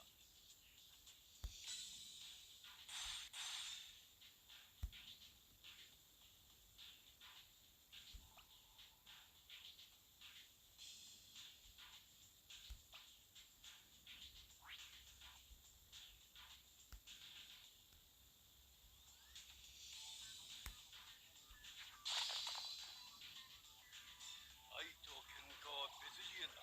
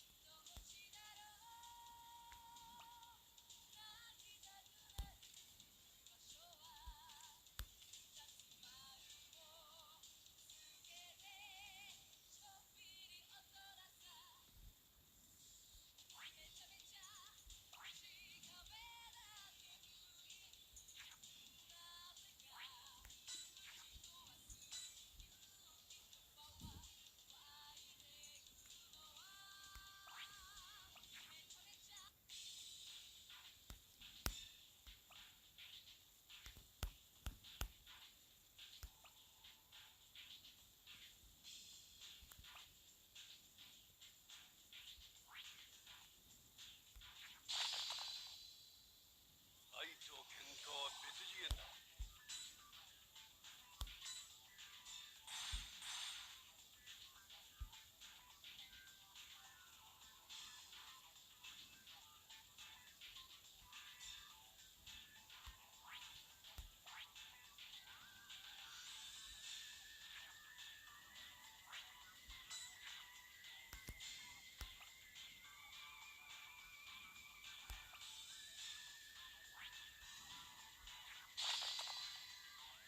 悪いけど弱い人に興味はない。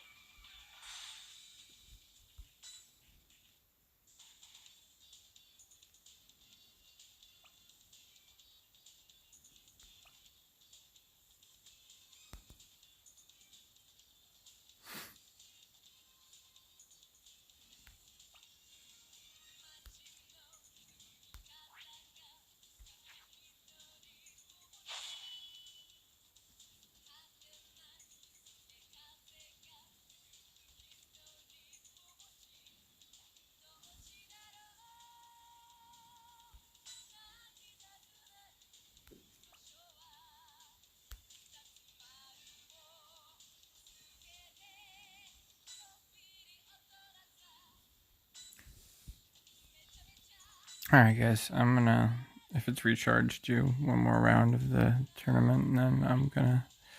Oh, nope, not recharged. I'll do one more silly PvP match and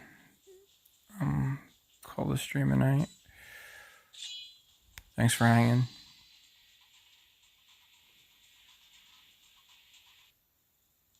やばくなったらすぐにでも脱出しちゃおう。相手になってやるぜ。待って、やがれ。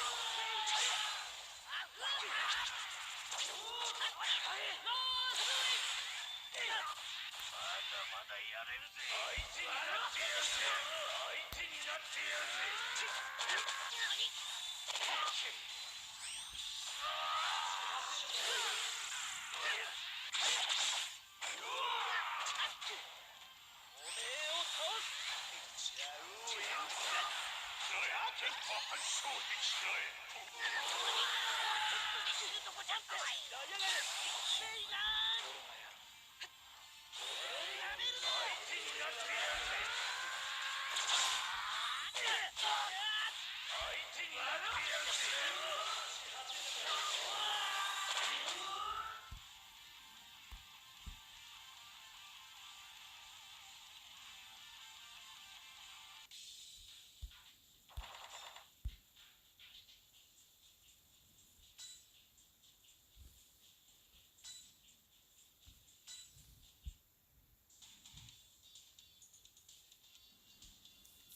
Alright, everybody, have a good one. Be well, and like I said, don't hesitate to reach out if you need anything, and don't hesitate to reach out if you can help at all, be it monetarily or otherwise. Have a good night or day, respectively. Be well.